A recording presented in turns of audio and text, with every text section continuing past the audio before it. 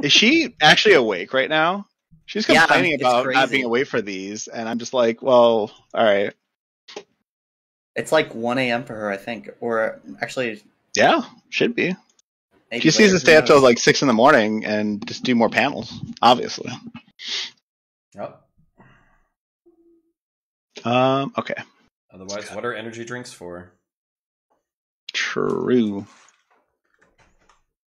I understand. You gotta make some sacrifices for the clout. That's why I'm trying to come up with a gimmick. That's why I wear a crown now.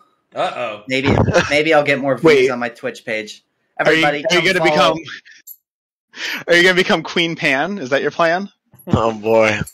I think that'd be hilarious. You should totally do that. Don't do that. Don't do that. I don't think I'm gonna do that. I like to have alliteration in my name. Maybe Prince Pan. Or you could just do the green like canoe hat from Peter Pan with like the red feather, and then you could be eating peanut butter the entire time. I don't remember who ate peanut butter on panels, but like there's like someone who used to like have a jar of peanut butter, right? And they would like eat peanut butter straight out of the pan, like the jar, like while talking. And I was, It's done when you're trying to bulk up, but yeah, I don't know about on a panel. It's a debate tactic. It's like when Destiny ate pizza that one time. It's like, right, you're just sloshing the piece around, so you can't answer your opponent fully. You kind of just got to move along because of the cheese, and it's like, well, you know what? Hold on, let me get. Listen, yeah, peanut butter's a plus for that. I said it was a gimmick. I didn't say it was a good gimmick. Right. I've once had the privilege of eating like straight peanut butter while I'm gonna need to ask everybody to stand up. We have a woman at the table. No, why would we? Is that is that a thing? What? That's how gentlemen work. Is it? We're supposed to stand up. So we're on Twitch.tv, so there's no gentlemen here. If you're sitting at a table with women, traditionally, all the men stand when a woman comes. Really, when the woman sits. Milady. Okay. Yeah. Well, lady. But it was just a joke. It was just a joke. I'm not a traditionalist. We're past that. I think when we're on I'm already on the internet, we're all right. I'm already standing here. so we're all we're progressives good. here. We don't need to stand for women. For equality. Yeah, no, See, I'm here to I'm hopefully here to change that. I think you should. Nope, too late. We're we treat women like crap for equality, okay? I hear that. Wait, you're doing it for equality? I was just doing it for fun. Yeah, I was just yeah. I think we should just all be nice to everybody all the time. Aw, what are you doing I'm on sure on TV? Yeah, talk about not living up to your ideals. I don't know. No. Okay. We have almost everyone here. Hopefully our last person will join us soon. Sorry, I just got some we got some feedback there. Anyway, yes, hopefully our last individual will join us soon, but we'll see. Okay. We'll just get started and hope for the best here. Do not put me first. No, of course I'm going to put you first. No, do not put me first. No. All right, I'll put you last. All right. As always, we'll move along. All right, moving on. For feminism, okay? For feminism. I mean, like, okay, so like, I get the banter and everything, but like this is actually like a real thing, though, right? Like, what? Like, I don't know. Out of politeness. No, like, I actually think that it's like, banter, but women actually do belong in the back. It's true. No, I mean, like, I feel like a lot of these, like, we talk about like Twitch needing to be like more friendly to women, like platforming women, etc., etc. Mm-hmm. But then we're like also like throwing out jokes like these, and I'm just like I don't know, like I feel like the jokes are fine on some level, but then like we're getting to a point where like how unwelcoming does this panel already feel, right? Well, I disagree. If I may, I disagree because that depends on your relationship in the context of the person you're joking with. Like, if I joked with Smash on a certain level, that may be delivered differently than if you joked with Smash on a certain level. Right. But then there's also deal like with the difference in our relationship. Platform doing that, right? So like there's like not the really. private. No, not really. No, it's actually extremely different. Listen, when you're making private no, there's no difference. It's absolutely different from making. If I may explain, I don't know if she has balls. This is ball busting that happens amongst friends. It's not that big a deal. Yeah, and for it to happen in public, excuse me, for it to happen in public, all I wanted to say is for it to happen in public doesn't change the nature of that interaction. But it does actually. It doesn't. This isn't. No. Public is sir. actually extremely different. Guys, we don't have decency laws. I mean, it's not the topic for tonight. I know, but like I completely. But really quickly, he's like invoking Chinese decency laws right now. Like they can't hold hands. Can I say something? I think you can't hold hands in public in China. That's a fact. Sorry, what'd you say, Amanda? Oh, I was just gonna say I think you're all bitches. There we go. All right. Nice. I've been told that. You know that word? I'm just saying. What? That word has been used to put down women for centuries, and now you're just throwing it around like it means nothing. Gonna reclaim it, I guess. Reappropriating. It's a progressive move, okay? Actually, it's already been done too. Women call each other. They say, "Hey, what's up, bitch?" Like they do that all the time. Isn't a female otter a bitch too? Isn't that really what bitch means? An otter? No, it's a dog. No, there's a dog, an otter, and there's something fox. I'm sure there's a couple of species that it works for. No, probably. It's just like murder of crows isn't just murder of crows. There's other murders too, I believe. Why is it called a murder? That doesn't make any fucking sense. I'm pretty sure. Yeah, murder of crows. That's the noun for a group of crows. Yeah, but why though? That's a good question. I used to know the answer to that men. too, and I don't know the answer to that. All right, just checking in. Okay, fun factoid. I'm pretty sure otter babies are called pups. So yeah, I think that works. Was that fine? Makes sense. Yeah. A murder of pups? I mean, murdering puppies? No, no, otter pups. Don't say murdering puppies. Leave the puppies You have to expose me like that, Prime.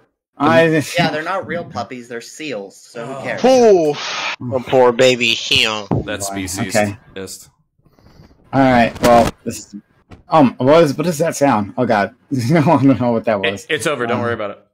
Okay. All right. Thanks all. Thank you for being here for the Reverie Roundtable, which we have Mondays. I know what that is. Mondays, 8 p.m. Eastern. We have fantastic group of people. So I'll start by introducing them. But first, if you're watching this on YouTube, please like, comment, subscribe. That part's important. Do that first. Okay, now I'll introduce them. First of all, we have not Amanda Smash. We have Mr. Fanatic. Mr. Fanatic, thank you for being here, coming through, being a part of it all. Is that a new hat? I feel like I haven't seen that one. Technically it's a new hat. I have like 3 versions of it, but like what ends up happening is I end up falling asleep in my hat and then they become very misshapen, and so then at that point I just stop wearing them. But I have like 3 different versions of this hat that are kind of more or less a little sloppy. Yeah, man, I'm twitch.tv/Mr. Fanatic, Fanatic for music, YouTube channel Ask Fanatic. Yeah, I mean, I do content and music and debate niggas, and I think I probably am the most logically consistent in any people of any panels, and it's kind of who I am, what I do. Okay, thank you. Next, moving on, someone that we are very happy to have join us. Extremely happy. Oh my god, I don't know what to do with this crown. I don't know what to do with this crown.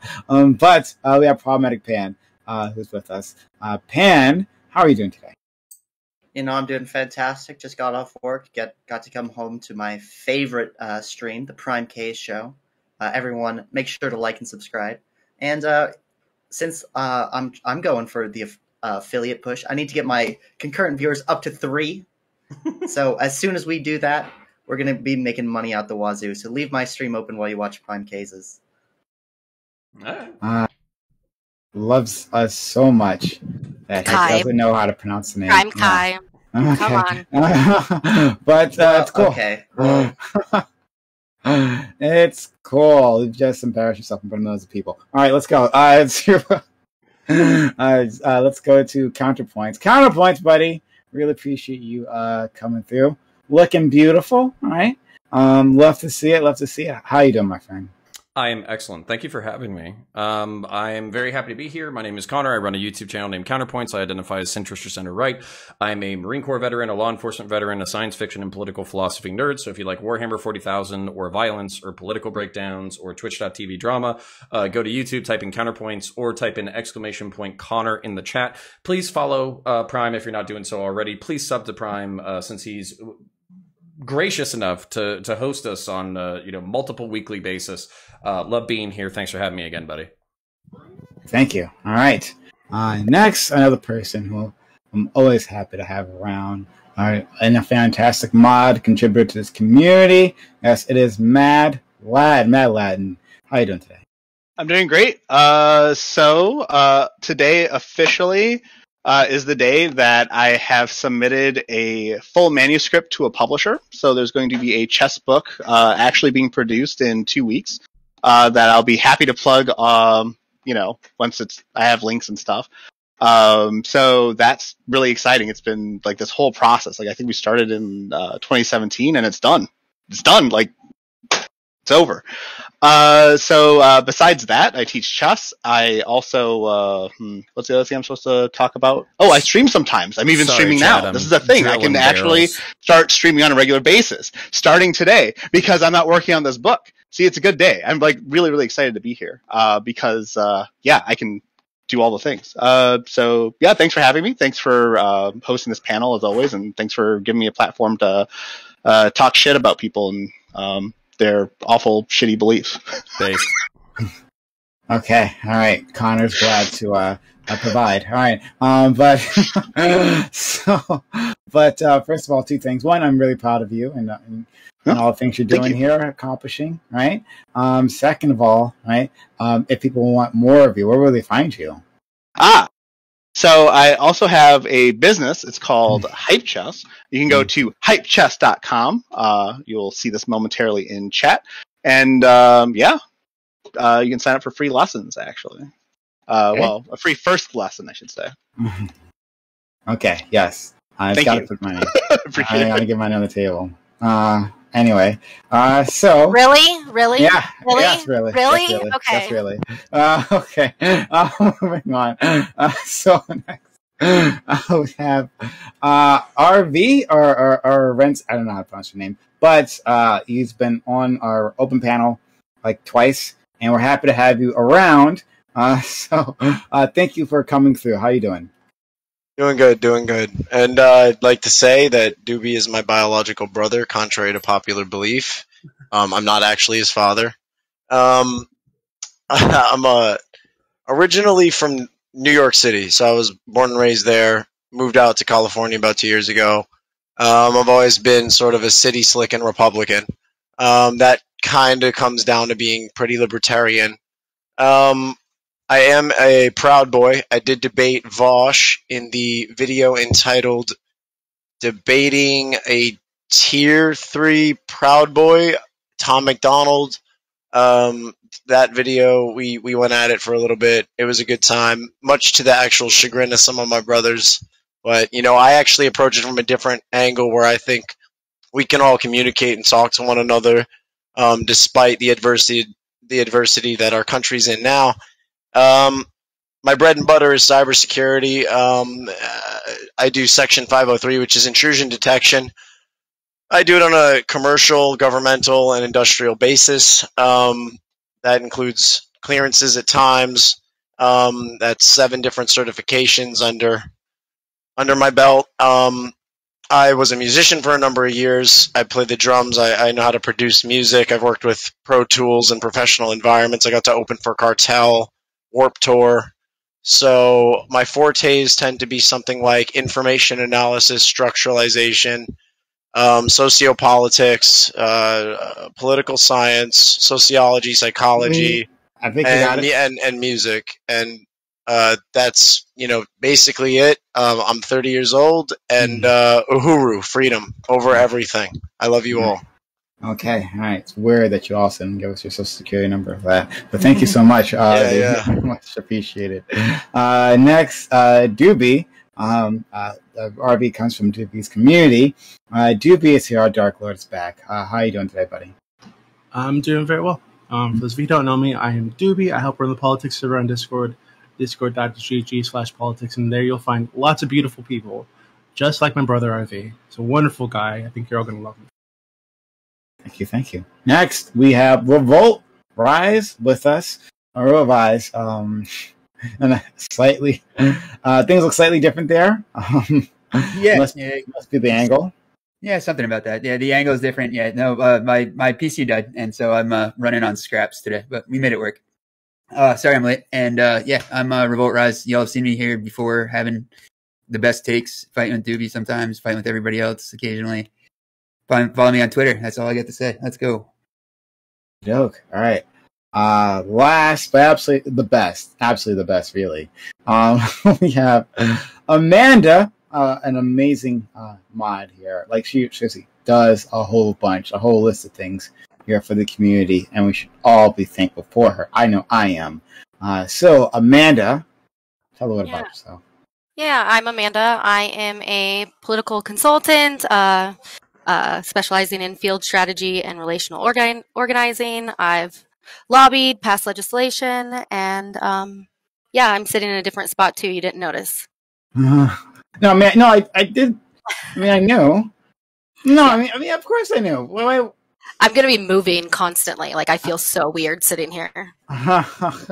She's not on her usual couch, like leaned over to the side like she usually does, right? Yeah, she's upright, and with like proper lighting this time. So it's all new, Amanda. Let's all be appreciative. Let's all say that we notice. We notice you, Amanda. Everyone, we notice Amanda. We notice. Oh my God! We all notice Amanda. Round of applause. We all. Weird. We all notice Amanda. All right, thank you. Okay. I am really happy that we're all here. Let's get started. Topic 1. U.S. State Department has approved a $5 million gun sale to Mexican military forces accused of murder and kidnapping. This is far from the first time the U.S. has been accused of aiding foreign human rights violators. But should the U.S. government be concerned with where its weapons end up? Mexico is an ally, so should we leave their internal affairs up to them and support them as needed? It doesn't matter if those same weapons are used against people on behalf of the American government, like, for instance, against migrants. So yeah, gun sale to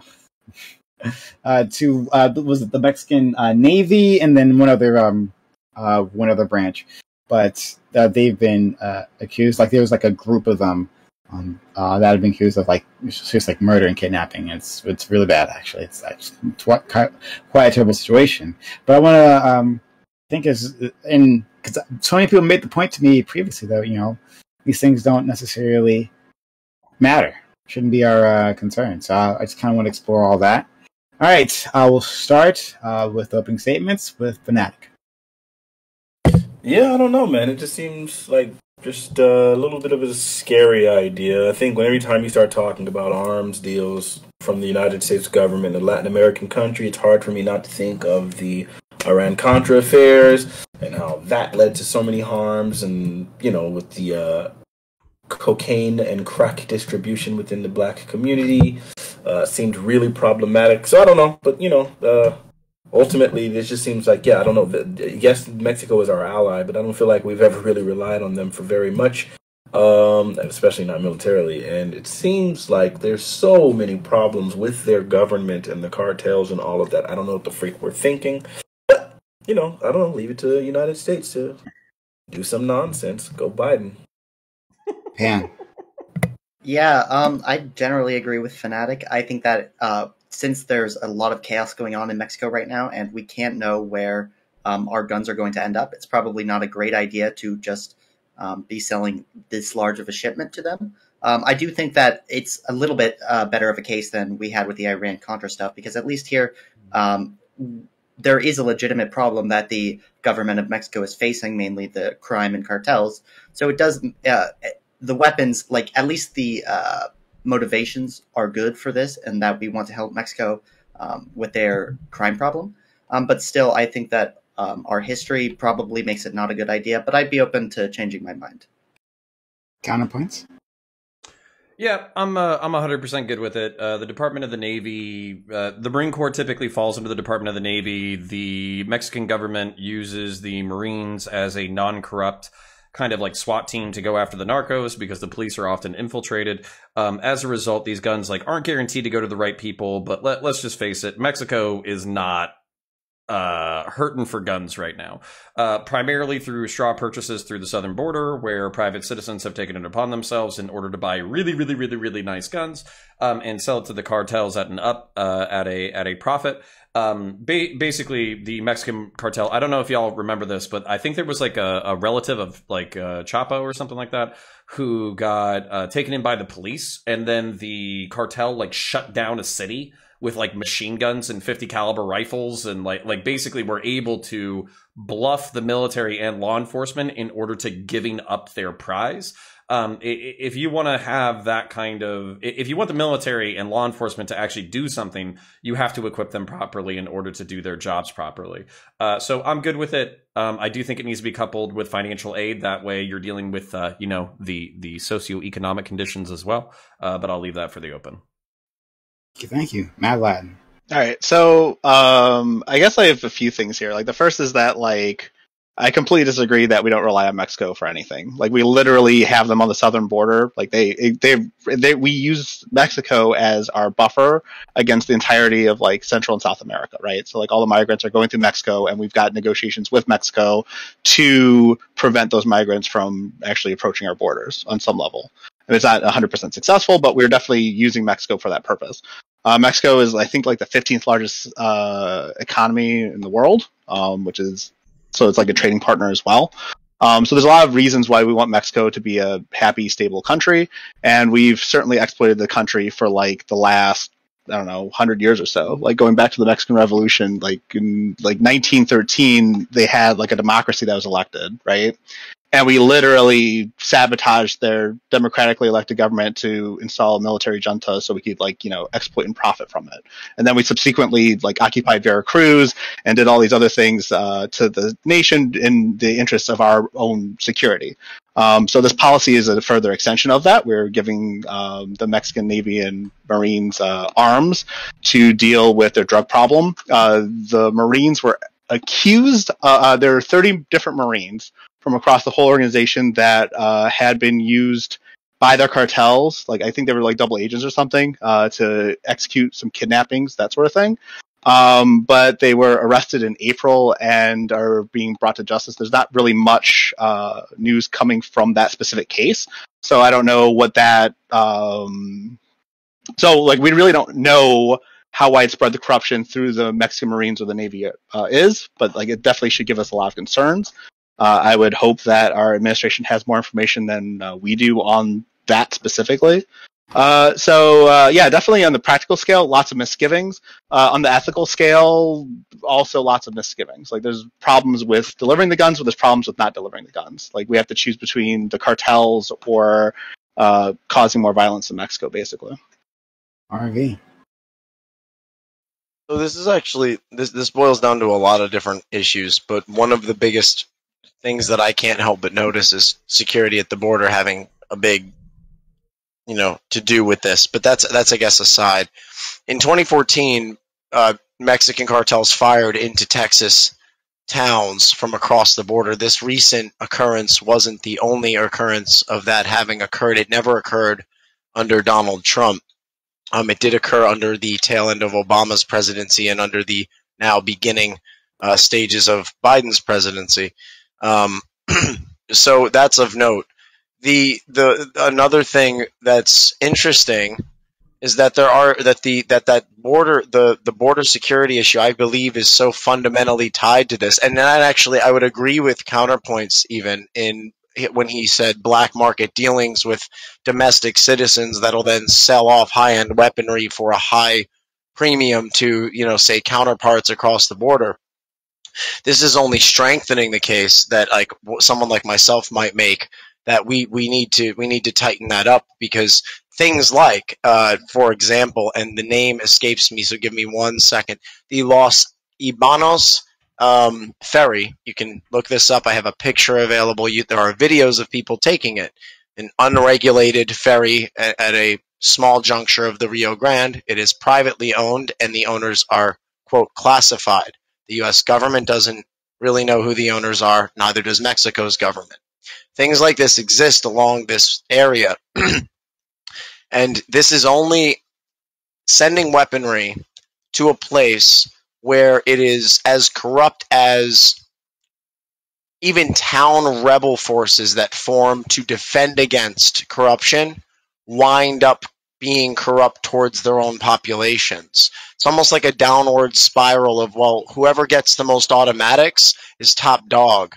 And this has been going on for a long time. And I actually agree with the people here saying, like, well, yeah, the U.S. arms the wrong people. Yeah, absolutely. Absolutely why, given everything I've said, if I've painted sort of a decent picture for you, this is exactly why we need to avoid sending things like high-end weaponry for money or for any other reason to somewhere like Mexico. Those Marines are just a tip of the iceberg as it relates to the ability for federal police or federal military to abduct, abuse, traffic, sell, and narco in that state. And so I just think that, you know, we need to distance ourselves from dealing with unethical actors as much as possible. And I would put Mexico right up there in terms of close unethical actors we sell weapons to, although that could go on a long list. Fair enough. But I digress. I don't think that's a good idea. I think it's a very, very bad idea. It's kind of it kind of feeds into, it's kind of interesting only because Joe Biden's made such a mess, I believe, of that border already. Statements gotta get the other people. Yeah. More of a mess at the border. Here we go. All right. Doobie. So I guess I'll keep it short. Yeah, so I think that we should be concerned with where the weapons end up. I don't think that given that they've already kind of found that, I think it's like 256 Marines that were involved in these kidnappings. They've already rooted those people out. They're already, facing trial. Seems like they're on top of the corruption issue within the Marines. I think sending them weapons to help them against cartels or whatever is fine. In fact, I've told you guys before. I think we should do a lot more to help them fight the cartels. So I think it's totally fine. I don't really have a problem with that, and I don't really care. One of the questions on the topic was, does it matter if the same weapons are used against people on behalf of the American government? Like, for instance, against migrants? No, I don't think that matters. So yeah, that's it. Vote. This is a very complex and nuanced issue that I'm sure we are all aware. And I think that the United States government is absolutely insane, given what just happened in Afghanistan. It's currently happening in Syria. It's happening all over the world. It's been happening in the Central America and South America since the 1960s and 70s, and before that too, but mostly then. We have had the biggest narco organization and the biggest terrorist organization in any of those states, and we call it the CIA. We can't possibly do worse. You know what I mean? They can't possibly do worse than we're going to do with the guns. Let's give them to them. I think it's stupid that we're even talking about such a small amount of guns. It's not very helpful. People have mentioned that there's been border fights. There's whole towns in areas of Mexico that are controlled by cartels to where they're autonomous regions essentially. The government can't get there even if they wanted to. They have shootouts on a fairly regular basis with the federales and the military even, and there's been instances where the military has been denied access to towns via gunfight. It's a very big, messy situation. Weighing in on any side of it is stupid, but we're already funding at least one of the cartels and possibly more. And we've already been doing that for a long time. We've also been supporting the government, and it's just a mess of our own creation. So let's deal with it. If they need guns, give them guns. They're our allies, and that's what allies are for. So I think that it's relatively cut and dry in macro, but there's a whole lot of detail here that we can argue about. Yeah. Yeah, so I think that we should give love and not guns. But I do just have a question. If we didn't sell them the guns, wouldn't they go somewhere else? And how, I guess, what, if we don't do it, then we don't have any control over anything, right? So. Okay, open to the panel. So bouncing off of that point, like I guess us having an active influence in Mexico gives us a degree of control over who gets armed and who doesn't. I mean, I'm sure there's foreign powers that want to influence Mexico, but I don't think anyone has the gumption enough to really try to take advantage of the fact that Mexico is so close to us just yet. I mean, if our foreign policy continues to be generally awful, I'm sure it could happen. But I mean, the thing is, like, we've been doing this for over 100 years. We've been doing this for like almost 150 years now, right? Like, maybe starting like the 1880s, 1890s, we like definitely started occupying foreign countries and like using their resources for our gain. So like us, in this case, we're sending our weapons to Mexico for the gain of their cartels being suppressed by their military. Like, the more they fight and the more that they are focused on each other, the less we have to deal with them directly impacting our society with drugs and whatever else they want to import. I have a few points and questions. So I think it's important to bring up that like the entire west coast of the United States of America and the entire southwest of the United States of America was forcefully annexed from Mexico in like 1850. So like where our history, our relationship goes longer than that, and it's a history of, hey, fuck you, this is ours. The follow-up kind of point there is that we've always played these places like puppet states, but I was just really curious, Revolt, you seem confident saying that like we couldn't do worse than the cartels, but like I've seen people get their heads. Sorry, really quickly. Like I've seen people get their heads chopped off with chainsaws. I've seen like 500 people get melted in like plastic bins. Like I think that's on the scale of things pretty fucking bad. And then also you seemed really confident saying that like we were specifically funding at least one of the cartels. Did you have specific evidence that we could go over?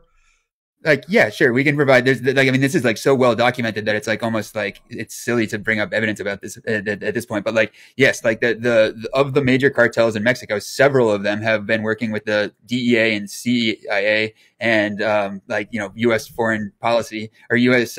State Department for years. And like, they've been helping us like originally to like chase down narcos and then became narcos themselves. I think, El Chapo, like his cartel, like explicitly was funded in this way. Like, and there's been multiple instances of this in Mexico and Nicaragua and Colombia. But are you saying that's intentional? That we were like, hey, we're going to train anti-narco forces in the hopes that they become narcos? Well, I don't know what the intent was, and I won't ascribe intent. But what I will say is that it started with things like giving them guns and like doing exactly what we're doing right now.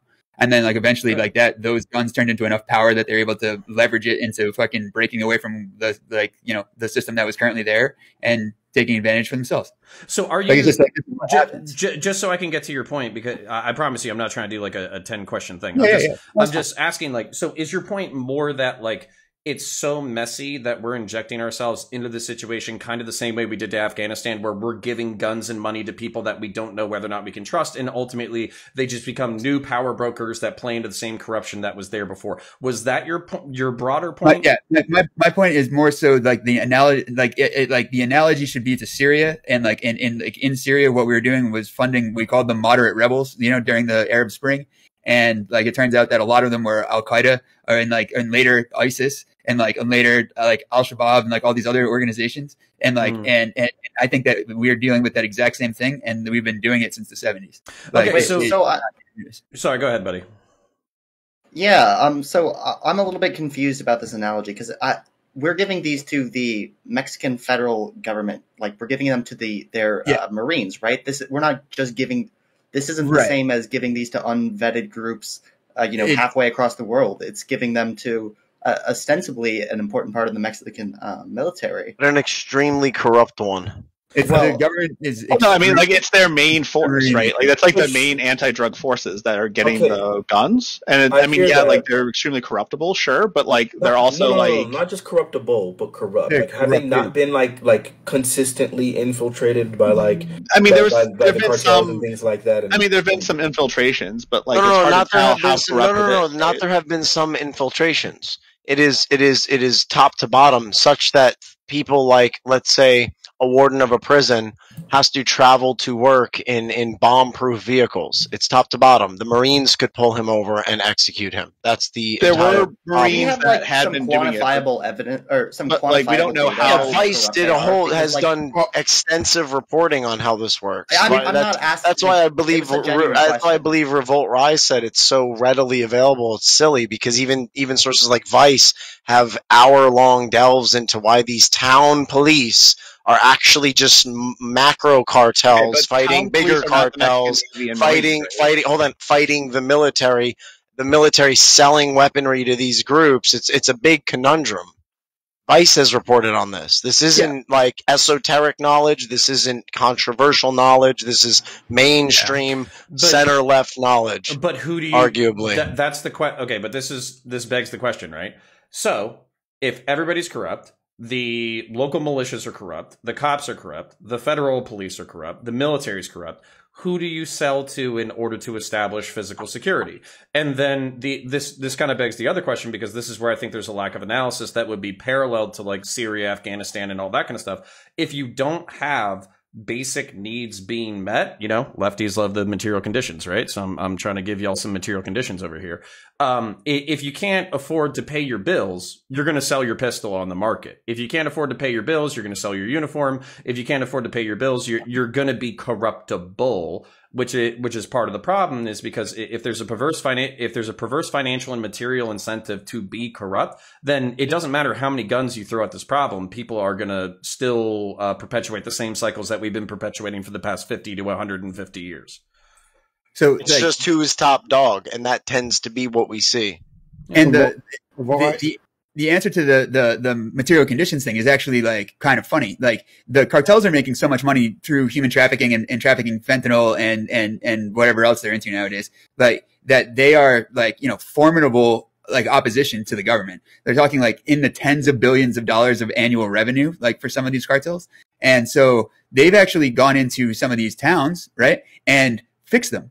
Like they've built schools, they've paved roads, they pay everybody a UBI. Like the cartels are like ostensibly the government of major regions of Mexico right now. Well, there's many states, yes. Right. Like Reynosa, which is a city right over the border, like literally right across the border. And it is like almost completely cartel control, but like, it's very nice too. And the people that live there like it. So it's like they would rather have them than the corrupt cops from the federal government. Yeah. So what would, if we were going to tie this back to the drug war, the question kind of becomes like, God damn it, fucking boomers don't want to decriminalize, right? They don't want to legalize, right? But wouldn't decriminalization on the home front?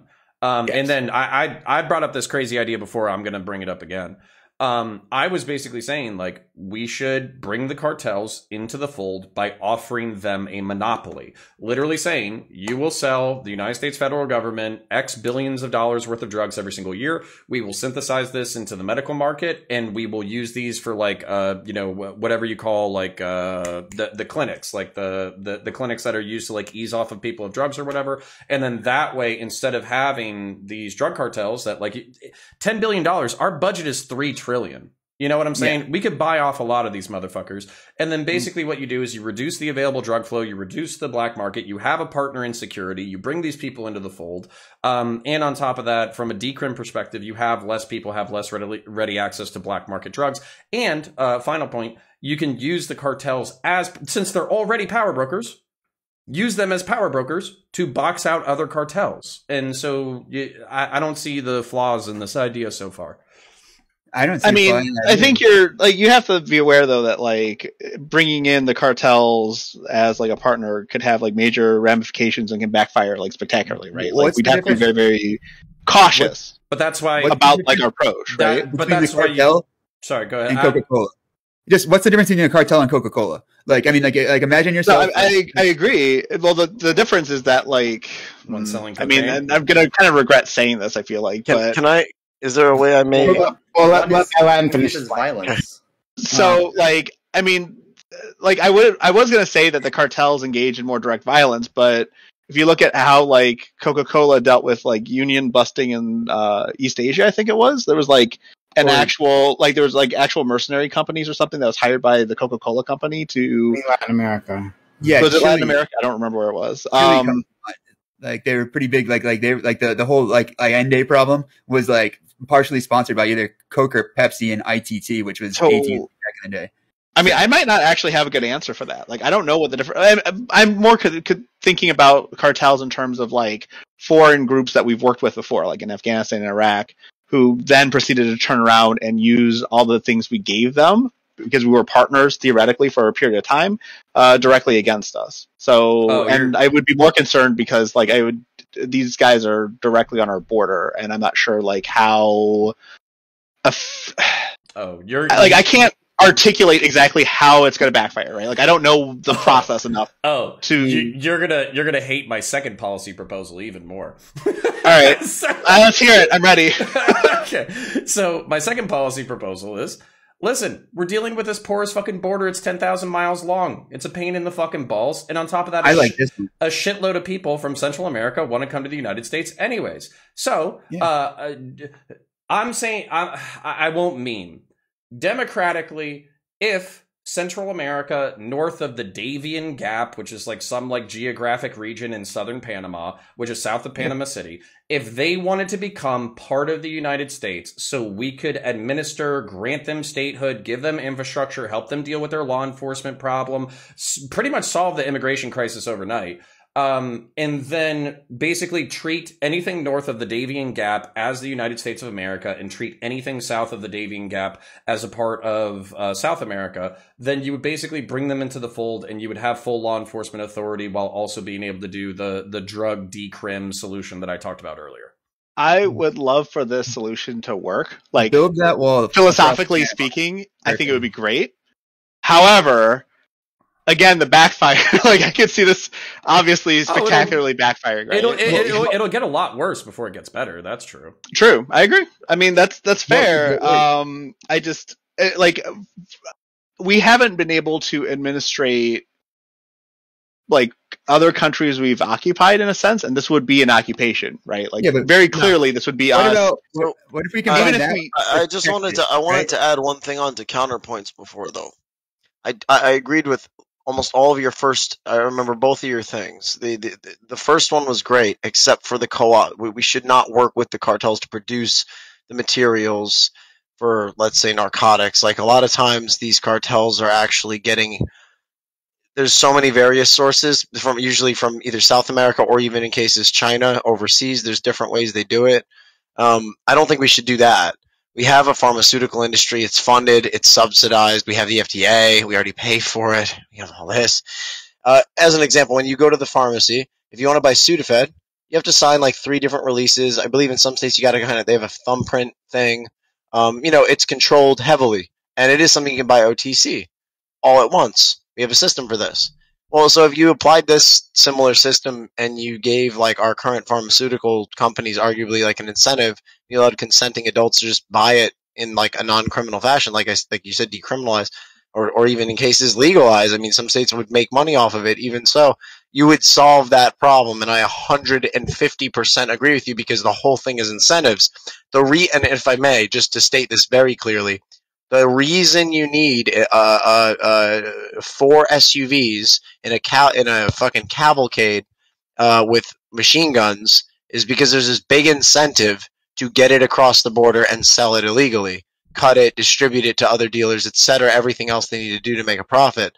If that incentive's removed, competed with, and then removed, it absolutely fixes the problem. So I just think we already have everything to do that, and we just need to stop sitting on our hands about adult consent and consumption of substances and maybe the way that we view addiction and how we treat it in the criminal justice system and things like this. Like if this all was, but I just want to say to your second point, that I don't think would work. The bringing in of everything above the Davian line as part of the United States, ultimately, because of an economic problem, I fear it would lead to rapid economic expansion and to a negative degree if not done properly. So it'd have to be a very slow process. So, like, going back to the Sudafed and having to give an ID, like, I remember what it was like before the ID was required for Sudafed, right? Like, people were buying boxes and boxes of Sudafed and using it to make meth in the country. It has nothing to do with the cartels. It's like local competition. So like I don't know how decriminalizing or deregulating Sudafed is going to actually help with this problem. No. That's not what I said. I said utilize a similar. Excuse me, maybe I wasn't clear. Utilize a similar system to sell things like cocaine or I mean these things were medicines. Heroin was a medicine, not the best medicine, whatever. But these chemicals can actually be refined, and all the garbage can be taken out. They can be made in labs. They can be made relatively safe. I mean, what's safe mean when you're talking about controlled substances and narcotics? We have Xanax. Excuse me, really quickly. We have Xanax. We have all these things. If we had a similar system for these drugs, you remove the incentive structure to bring in these big bricks and distribute them to God knows where using God knows what as a cut, like fentanyl, leading to overdoses, leading to dead people, leading to addiction. You can regulate it and not have such a problem. You remove all that incentive, and the prices wouldn't be. I mean, geez, it's an entire waste of money. We might be closer, but we probably don't agree on decrim versus legalize. I'm a decriminalization person. I don't call it a knee-jerk reaction. Call it me being a fucking conservative. I don't want people to recreational do cocaine, methamphetamine, or heroin, even if they're adults. Okay, but let's put that aside. I don't think that we're that far off from like a solution thing. And on top of that, like I don't necessarily want to go down this argument tree, because what it boils down to is you were talking about like incentives and incentive structures. I would want to bring the cartels into the fold because they already have the infrastructure and the power. If you did a one-time payoff, like kind of like the meme from like Trailer Park Boys, where it's like, I'm gonna pay you $100 to fuck off. Well, guess what? Like somebody's gonna come fill that void the following year. Whereas if you maintain the infrastructure, like kind of bring them as like, I don't know, pharmaceutical, what do they call that? Like commodity producers, where they're giving raw materials to the pharmaceutical industry. The pharmaceutical industry is creating the legitimate medicines, like local anesthetic out of the cocaine substance, and basically like whatever the morphine out of the opium product. Then you have the legitimate need. You fulfill the financial and power needs of the cartel, and then basically who gets anybody out of line, you can kill. Now, by the way, I know this idea is unpopular.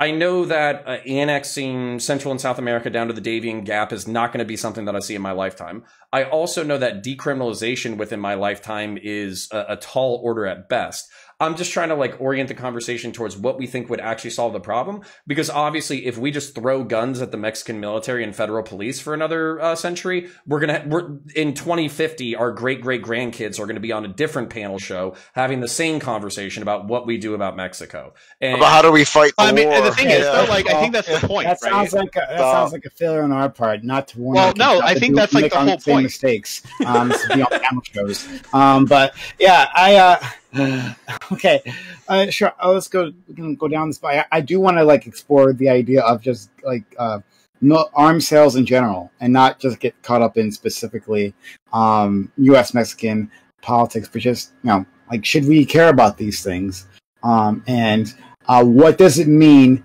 for a organization to necessarily be corrupt, right? Because Fanatic. I think it was Fanatic, who's someone who's getting maybe to this point, right? Talking about like the numbers of people who've been implicated, but then maybe they're also arresting those people, also processing those people. How does it what counts as actually corrupt, right? So do you want to like move on to that rather than just like have a topic on drugs? Sure. Yeah. Well, I can kick us off. Basically, what I would say is that's the problem, is like rooting people out, and then whether or not the people who follow in their footsteps are corrupt, and then always having a rooting system that's perpetual. If you go like, oh, well, we arrested 256 Marines for being a part of like a drug ring and a kidnapping ring, and then like 10 of them are like, oh shit, those guys get caught, but I'm smarter than those motherfuckers. Then 5 years from now, you're going to be doing the same shit. So you have to keep the pressure, the social pressure on these institutions to not be corrupt. And the primary way that you do this, so the reason why the Marines were picked in the first place is because as a part of the Department of Defense, they did not have the same chain of command as law enforcement, and law enforcement was viewed as particularly corrupt. So what you have to do again is have these social institutions check each other, where federal law enforcement is capable of arresting corrupt Marines, and corrupt Marines are capable of arresting and killing corrupt law enforcement. And then you pit these social institutions against each other, and then the fear of the other other drives them to be more honest than they are right now. What's the difference between that and gang warfare? Law, courts, rules of engagement, liability. Wait. But at that point, we may as well send in like special forces, man. If we're doing all of these backflips, just to what the hell? Wait, also, if we're funding them, we're not making them follow the rules and laws, right? This isn't like but it has to be no. If we give them money and give them guns, we know that they're not just going to be, oh, okay, well, I'm only going to use the guns in a law-abiding way, right? Like, I think Revolt has an excellent point that this sounds a lot like it could turn into like gang warfare, but at a much larger scale, since we're going to be pumping in much more money. I don't disagree with you, Connor, that like we're like backs against the wall on the issue as far as like there's really only a very narrow window of acceptable solutions here at all. I just think that we should err in ways of like, okay, what do the cartels do? Like they're corporations. Like let's like help them to become corporations instead of like helping them to continue to do bad things. You know what I mean? Sure. Like I think that like they're really close. In fact, there's like it's been a rumor. I don't know if it's substantiated in any way, but there's been like a rumor that one of the cartels took over an abandoned or like an old Ford manufacturing plant and is making Ford cars illegally, like illegally licensed Ford cars again. Like I don't know if that's true, but it certainly seems feasible, and like and they make enough money to make that kind of thing happen, and like that's the kind of shit we're dealing with. You know what I mean? Yeah, but I want to address this this carbon copy Fords. Yeah, I want to address this corruption angle though, because it's something that we deal with, and it's something that I advocate for local law enforcement as well. So local law, I served in local law enforcement for 4 years in Central Florida, and I brought this up in the past. I'll bring it up in the future. Everybody is scared shitless of state troopers. The reason why they're scared of state troopers is because state troopers will arrest other cops. They are specifically instructed that they are the people who check on other cops. So if you do domestic violence, if you're speeding as a cop in your off-duty vehicle, if you're taking off-duty jobs, if you're caught, there's none of that thin blue line shit where you like flash your badge and then the other cop walks away. When it comes to state cops, they will fucking fry your ass. And if you look at the way like the state police have actually been unpopular with local law enforcement because of this exact reason. But this is how you check power and you keep people honest. So that's what I'm saying. I'm not trying to create a gang war. I'm not trying to create a gang war between the Mexican Marines and federal law enforcement. What I am trying to do is I'm trying to think that like young Mexican Marines who need money in their pocket, they're thinking about starting a kidnapping ring. They say, fuck that, I'm not going to do that. Fucking my boy Jose tried to do that fucking 5 years ago. He's fucking serving a life sentence. And then the same thing with the federal police. They're like, I'm not going to get wrapped up in cartels because at some point in the next 5 years, the Mexican Marines are going to fucking kick in my door and they're either going to kill me or they're going to haul me off to prison. So I'm not doing that. So we're talking about incentives and we're talking about power checking power. So I just wanted to make that clear. Yeah, I just fear as I said, I can only sound like a broken record basically and say I fear that it's so corrupt that it's almost better to not involve ourselves. You have investors alleged in various circumstances to be involved, like at the magnitude of Carlos Slim. You can do a quick search on him and you'll kind of understand the magnitude I'm speaking of. We're talking about a guy you would never know or not know. I mean, he, billions and billions of dollars of investments and allegations and et cetera.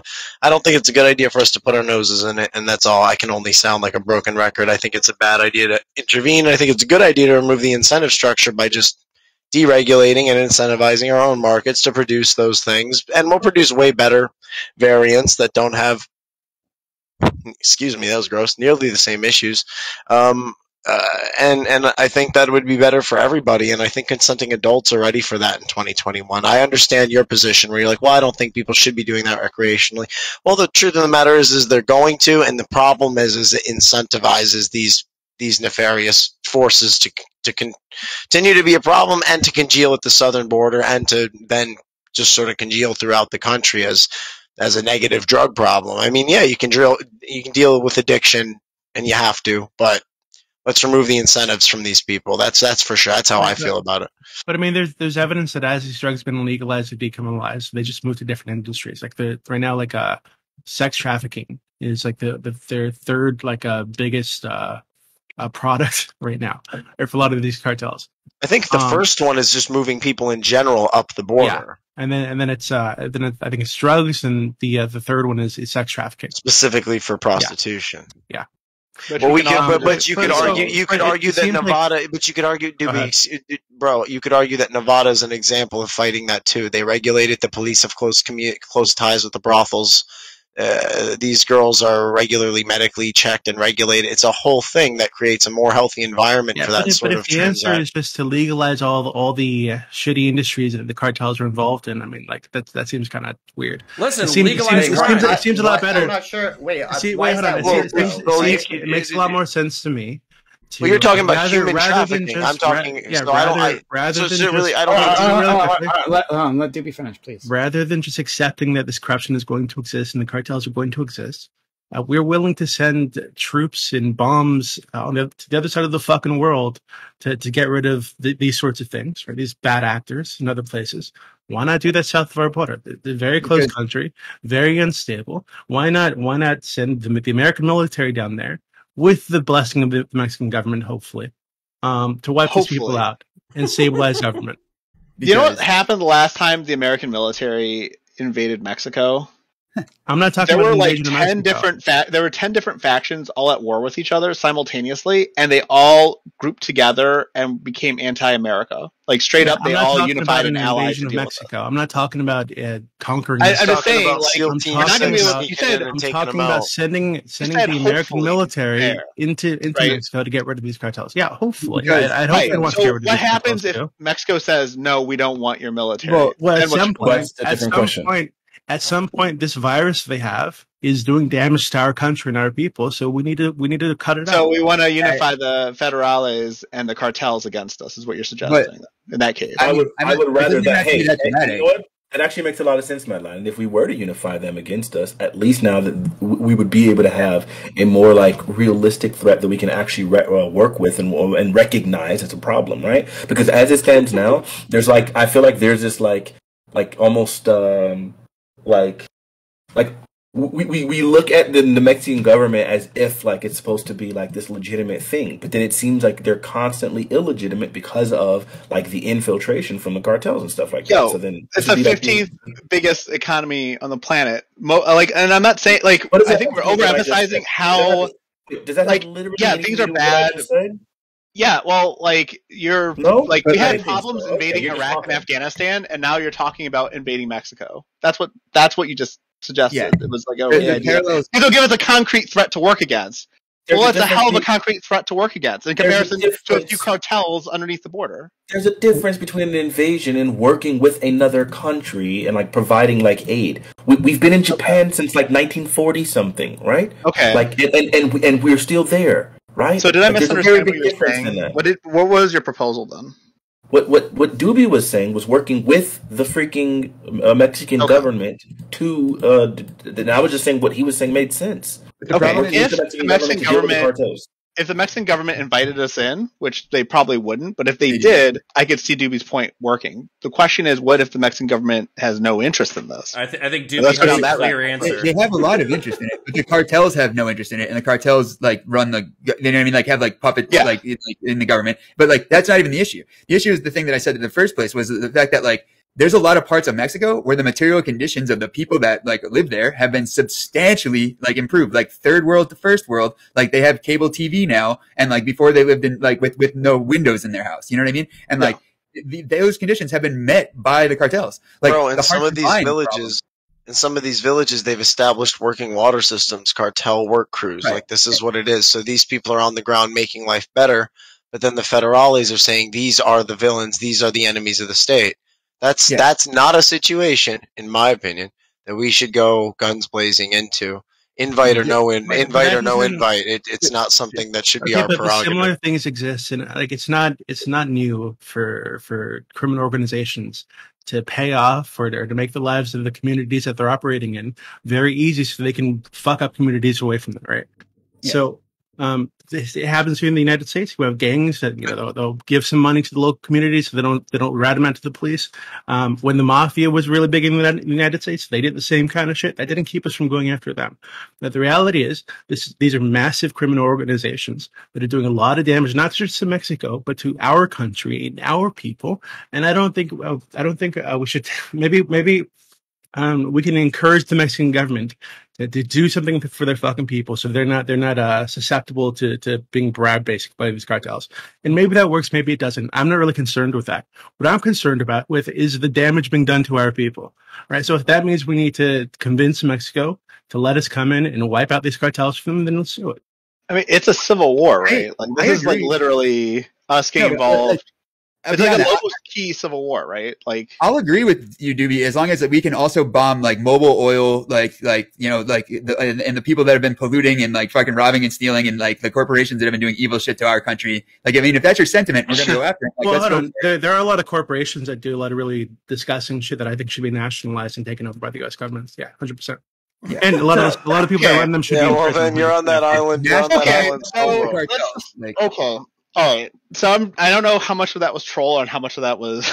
I'm just gonna focus on, like, I actually agree with RV on like a bunch of things. Like, I think we could have like a controlled legalization of like a bunch of substances to remove like the market for these cartels. I understand that the cartels will switch their industry, obviously, and we'll just have to look at what the next frontier is. But I think if we're like looking for direct solutions to this problem specifically, I think that's definitely one of the solutions. We'd probably have to do something multifaceted.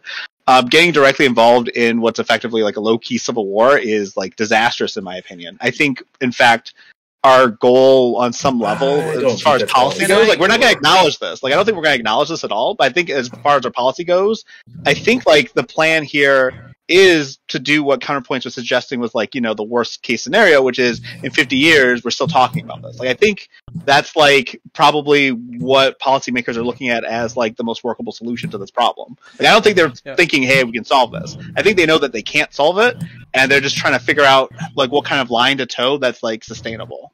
Yeah, and I want to back up Netsy real quick because I love coming up with like elaborate, beautiful solutions that would totally work, but nobody wants to fucking do. That's one of my favorite things to do. But at the same time, what decriminalization or like legalization does is it's something controllable, it's immediate, it's within the borders of the country. It could ameliorate a variety of the externalities that are common in Mexico without getting us involved in a shooting war or building some kind of popularity for annexing all the way down to Panama or something like that. And I think a lot of this could be achieved through decriminalization, but that's like a different debate. So that's where, as much as I hate to admit it, I like it, because it's smaller, it's within scope, it's within the government's control, it's within popular control, and it doesn't start a fucking shooting war in a different society with a different language that probably would resent foreign interference. And also, I'm volunteering. I was in the military too. One of the things that frustrates me is when we're very gung-ho about violence, but we're volunteering somebody else to participate in that violence. If somebody was like an 18-year-old on this panel and they were like, oh yeah, I'm enlisting in the military, I'm just coming here to bullshit, about politics for a little bit, and I'm all about invading, I'd be like, all right, fuck it, you're going to put your money where your mouth is. But I think it's weird when we're super cavalier about like bloody conflicts that we ourselves do not have to participate in. For the record, Connor, I own a piece of property that crosses the border, like right outside of Reynosa. So I've got a little bit of skin in the game. Personally. And if I can just say, I had cited at the beginning of the whole spiel that, in fact, just recently and not long ago, and I just denoted it happened under an Obama and Biden presidency, which is, I don't know how of note that is, but it did, where they shot directly into Texas. We're talking 50 caliber, they think, tracer rounds flying over the border visibly. This was the new one, but back then it happened too. It was again like a clone story. You can go to 2014. I actually have an article link if anyone wants both of them, because it's interesting. It's like, wow, this every few years we get a couple, a burst of machine gun fire flying into our country. It was in celebration of opening a new DHS office, like on the American side. Seriously. Yeah, right. Like a big FU to us. Like okay, thanks guys. Yeah, shoot some fucking 50 BMG into our brand new concrete. Like, oh, they have whatever. They have armored personnel carriers. They've got like Chinese versions of MRAPs. They are showing up there now. They've got real machine guns. They've got I think I saw like that they had like tow like anti-tank missiles. Like real shit is going from all the places that we've left it around the world and coagulating and like coalescing into the There's hands a lot of of money there. But now you're pushing me back towards Doobie again, unfortunately. Yeah, they're telling you all the reasons we need to do what I was saying. Counterpoints. If I can stop you, some of the people that were kidnapped by these corrupt Marines were American citizens. Yeah, right? So, No, and I get you, but I want to say, and to counterpoints, I want to nip it in the bud. That's the thing. That's my whole thing. Is I'm here sounding the alarm, saying, listen, let consenting adults do it. Give the pharma industry it. It is within scope. It is within reason. The FDA exists. We already fund it. All the stuff is there to produce it. We already produce a lot of these analogs already. You can name a whole dozen and a half drugs that would replace these, like, and so if you just offer, just to say, and if you just offer these things to consenting adults in a regulatory fashion, even that I would concede to remove that incentive. Absolutely, we need to do that before. So like, we're not even their biggest drug market. Hold on, Europe. can I just want to back up Doobie though, real quick. So my thing is though, I want to bring people into the fold, and I want to go the diplomatic route, and I want to focus on what we can control and all that kind of stuff. But when you have non-state actors with missile launchers, belt-fed guns, and all that kind of stuff who are acting with impunity, that's a fucking problem to me. So either those people need to be brought into the fold, or they need to be fucking broken. You can't tolerate that kind of shit. So what I wouldn't want is I wouldn't want to have this fucking half and half deal where we decriminalize or legalize, but then, Mexico is still a failed narco state where all of the people in power who are honest are liable to be kidnapped and murdered based off of the whim of drug kingpins. That's not a tolerable situation either. So the drug kingpins would either need to come into the fold, or we would need to go after them. So fuck that is what I have to say about that. What if we tighten our borders enough to remove our concern of the incentive structure? Like, I mean, yeah, there's always going, like as you said, I mean, until we pursue every single drug cartel across the face of the earth, there will be incentive structures that abuse a minority to sell these things. And it won't just be narcotics either, sure. But if we cut it as much as possible, kind of in spirit of what Doobie's alluding to, just not in the same way, we cut the incentive, I believe that, and we tighten up the border, well then there's your solution. Unfortunately, I feel like we're living in an increasingly globalized world, and an isolationist, like very strict border controlled policy. It just doesn't seem to be the way we're going. I'm not saying that it wouldn't work out from like a theoretical perspective. I'm just saying it based off of our current political class. They seem to talk about like immigration issues and border controls and all that kind of shit, and they don't do anything about it. So I think they're kind of okay with the status quo. And I don't think there's enough popular will on the ground to have that level of force implemented as far as the border control. I just don't think there is. Wait, so just really, I feel like a lot of the things being proposed are like, again, you're accepting that there's going to be corruption. You're accepting that the cartels are going to exist and that they're going to be in control in some way. And to just kind of put a needle in this, right? I think it was like 2019, like last year, it was like a couple years ago or something. There was a standoff between, I think, the Sinaloa cartel and the Mexican military, because they had taken Al Chapo's son. There we go. And they're going to arrest him. And in response, the Sinaloa cartel had guys going up and down the streets with their fucking grenade launchers and their machine guns and all this shit. And they told the Mexican military that if they didn't release him, they were going to kill people at random. They took a bunch of soldiers and their families hostage, and they said they're going to fucking shoot up the entire town if they didn't release him.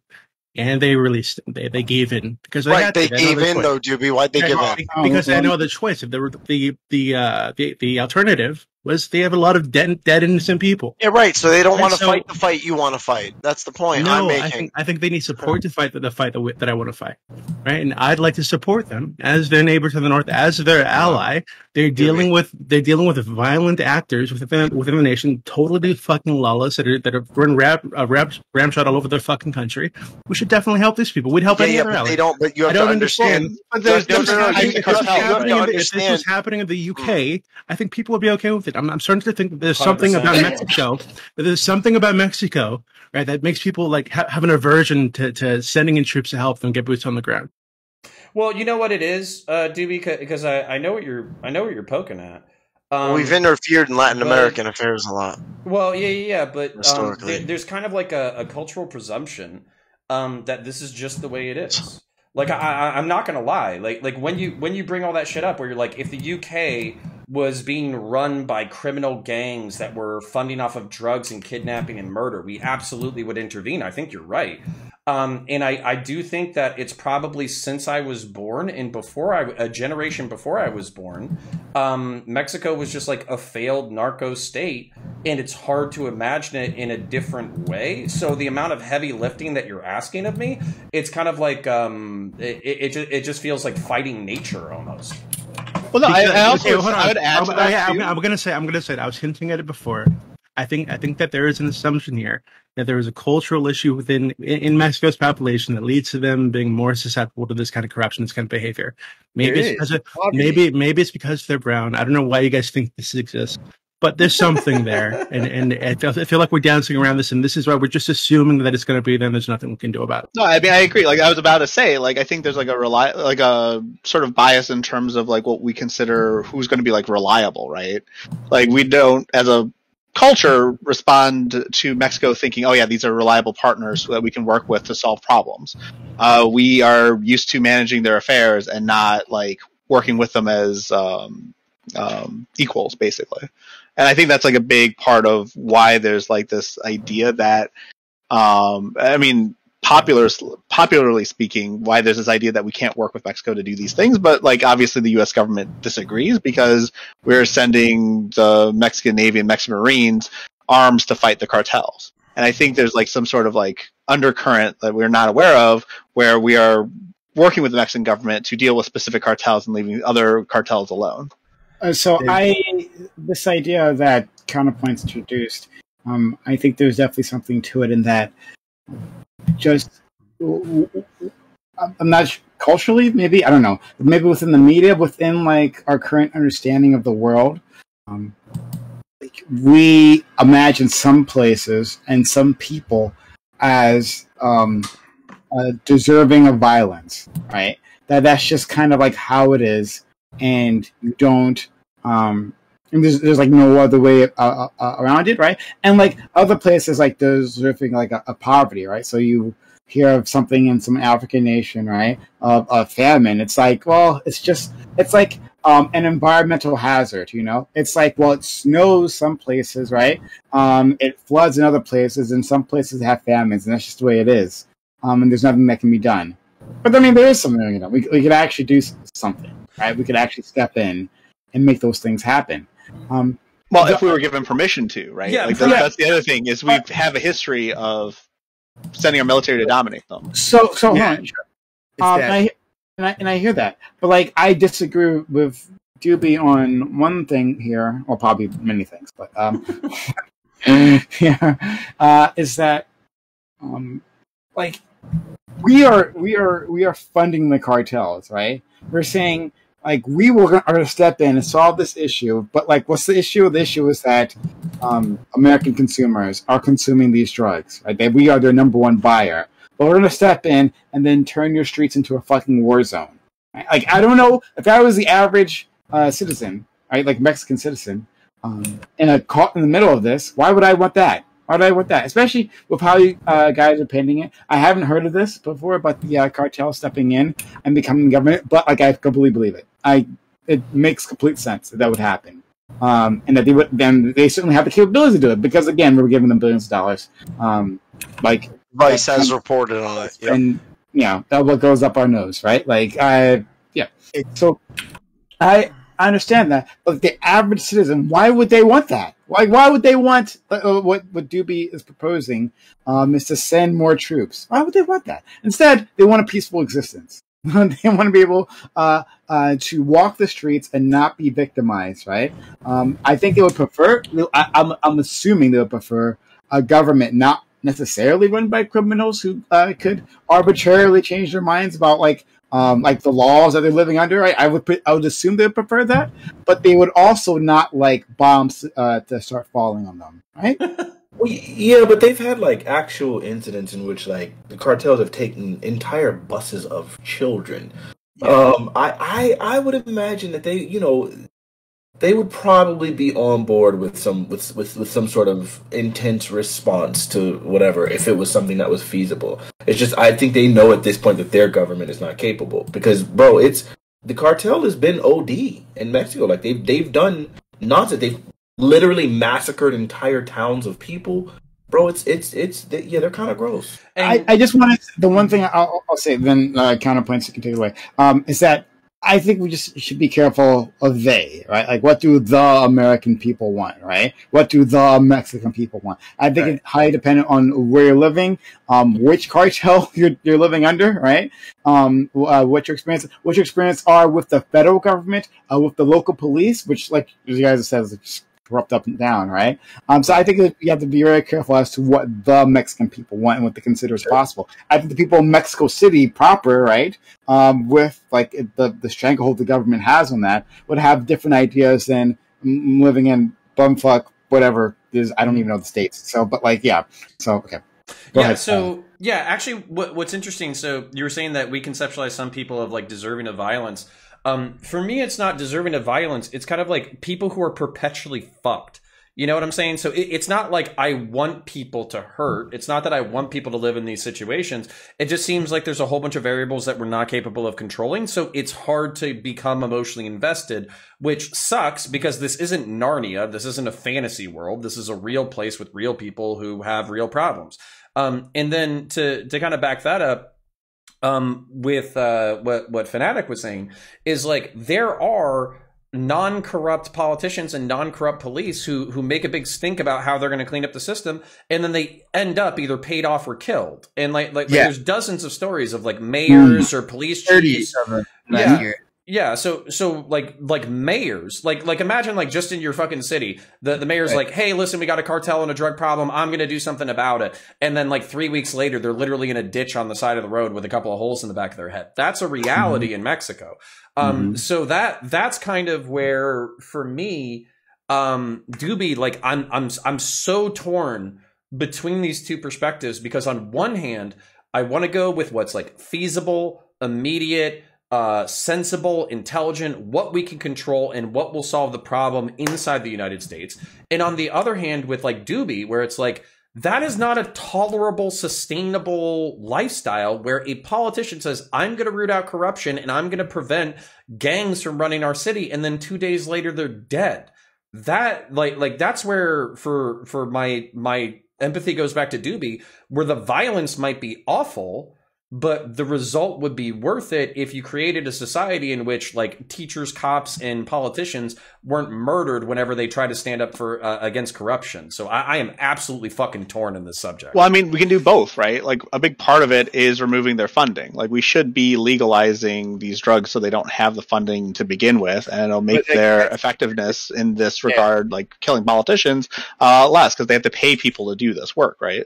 Doobie? Yeah, I think it's really interesting. So kind of like you said, you want to do what's reasonable, what's realistic. So first off, your solution was that we take everything down to the daring gap, which is way less realistic. Yeah, it's wildly unpragmatic. Yeah, and secondly, what's interesting to me is that we from lefties typically we get this like kind of sob story when migrants show up at the border, or they send caravans of children to the border. Oh, we got to let them in. They're trying to escape this violence and the drug wars and all this kind of shit. And that's true. It's true that they're trying to escape this. They want a better life. But and you guys are willing to let these people into the country, but you're not willing to help them back home where they actually fucking need the help. Do you think they want to make this trek to the United States where they don't know anybody? They don't know the fucking language. They don't know anything about the society. I'm sure they'd rather stay in their countries and build their lives there. But they can't because they have this fucking drug war. They want to stay there while the war was happening to free their country from the cartels. So yeah, in the short term, things will get worse if we do this. But in the long term, we won't have people coming to our country fleeing violence every fucking day. I mean, I don't necessarily disagree with you, Doobie. Like, I think that's like a general, like, I think that's like actually somewhat principled, but like at the end of the day, about war. Sorry, no, he's talking about war all through that, not just Mexico now, like all through Latin America. It's not just like Mexican cartels doing this, right? But those other are us helping. That's what it looks like when we help. Like they're fleeing our help. Right. Yeah. Like, I mean, that's true. So my point is, like, in some sort of ideal world where, like, we're the good guys and we charge in and we're going to fight the cartels and everything's going to be fine. Like, this sounds great. But, like, what's going to happen, we're going to send our forces over there and it's just going to make matters worse for an unknown period of time. We don't know if it's going to be over in 3 months or if it's going to be 20 years and we're going to bring our troops home and the country is going to go back to the cartels after the fact, right? Like, we have no idea what our capacity is at nation building in the first place. So it's outrageous to say, oh, hey, we should invade Mexico, fuck the cartels, we can put them in the caves, they're going to be gone, and then we don't have to worry about immigration anymore because we've rebuilt the country. We couldn't even rebuild a much smaller country. Like Afghanistan was, in the bottom, on the 40 other side countries of the planet, economically. Like, how are we going to rebuild Mexico? Vastly different. Like that, they're not. How are we going to rebuild Mexico? They're not comparable. Like, speaking of different cultures, you know why all the Central American states and South America are all broken up, right? Like, they try to build Gran Colombia. They try to build all of Central America, but they couldn't culturally agree on what government to have, so they broke up into little itty bitty states. Like, talking about culture and like some sort of like top down thing, it's just not going to work. That's a remnant of the United States. They decided what they wanted. They wanted socialist, and then the United States bombed them into little teeny tiny fiefdoms that fight with each other constantly. Come on, I want to address this. That is not. No. That is literally true. Let's talk about like which country would you contest that's been the case for? Because like nearly every single one that has tried to have we're talking like straight after the Spanish Revolution, right? Like we're talking about like from the 50s, 60s, 70s, and 80s, and I'm talking about like literally like from the 1800s right now, right? Like I'm talking about like Simón Bolívar was like, I want Gran Colombia, I want Colombia, Venezuela, Panama, Ecuador, and Peru, all one massive country, right? Yeah. And then they couldn't agree on anything and they broke up. Like, it's been like this whole. Now, I don't disagree with you. Yes, the United States will approach a country that seems to be a security threat and undermine their government. That's absolutely true. Fine, yes. But I mean, it's not just us. It's like there's a lot going on. Yeah, can I back up Mad Laden here real quick? So Revolt, like I appreciate you. I think you're a smart dude. And I'm not trying to talk shit.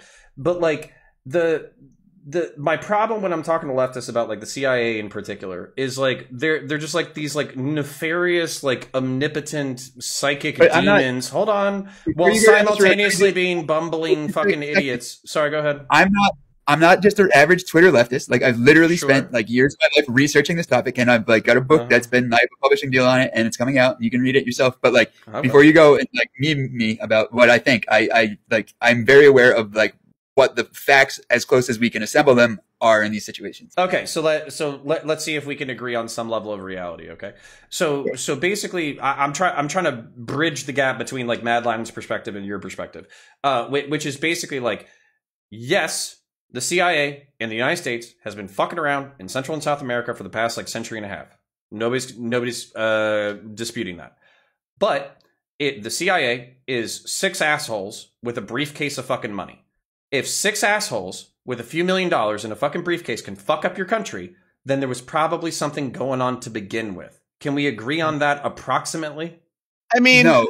No. I mean, like, Iran Contra was way more substantial than a bunch of assholes with suitcases, right? No, I mean, so it's funny that Counterpoints brought this up. Actually, speaking of assholes with suitcases, like the whole Russian government, like 1917, like the Russian Revolution, the 1st of February Revolution and the October Revolution, were all brought down by just a few individuals doing stupid shit, right? Like it was literally like outright ineptitude. And like, yeah, I agree. Like the societal structures were like completely bad to begin with on some level, and that's why this whole catastrophe could happen to Russia, for example. But like, yeah, like it could be like any country that could like experience this. Like, I don't think it has to be a shit or a country with like a shit government for this to happen. Do you think the United States could be destroyed by 6 assholes with a fucking briefcase? Depending on the year.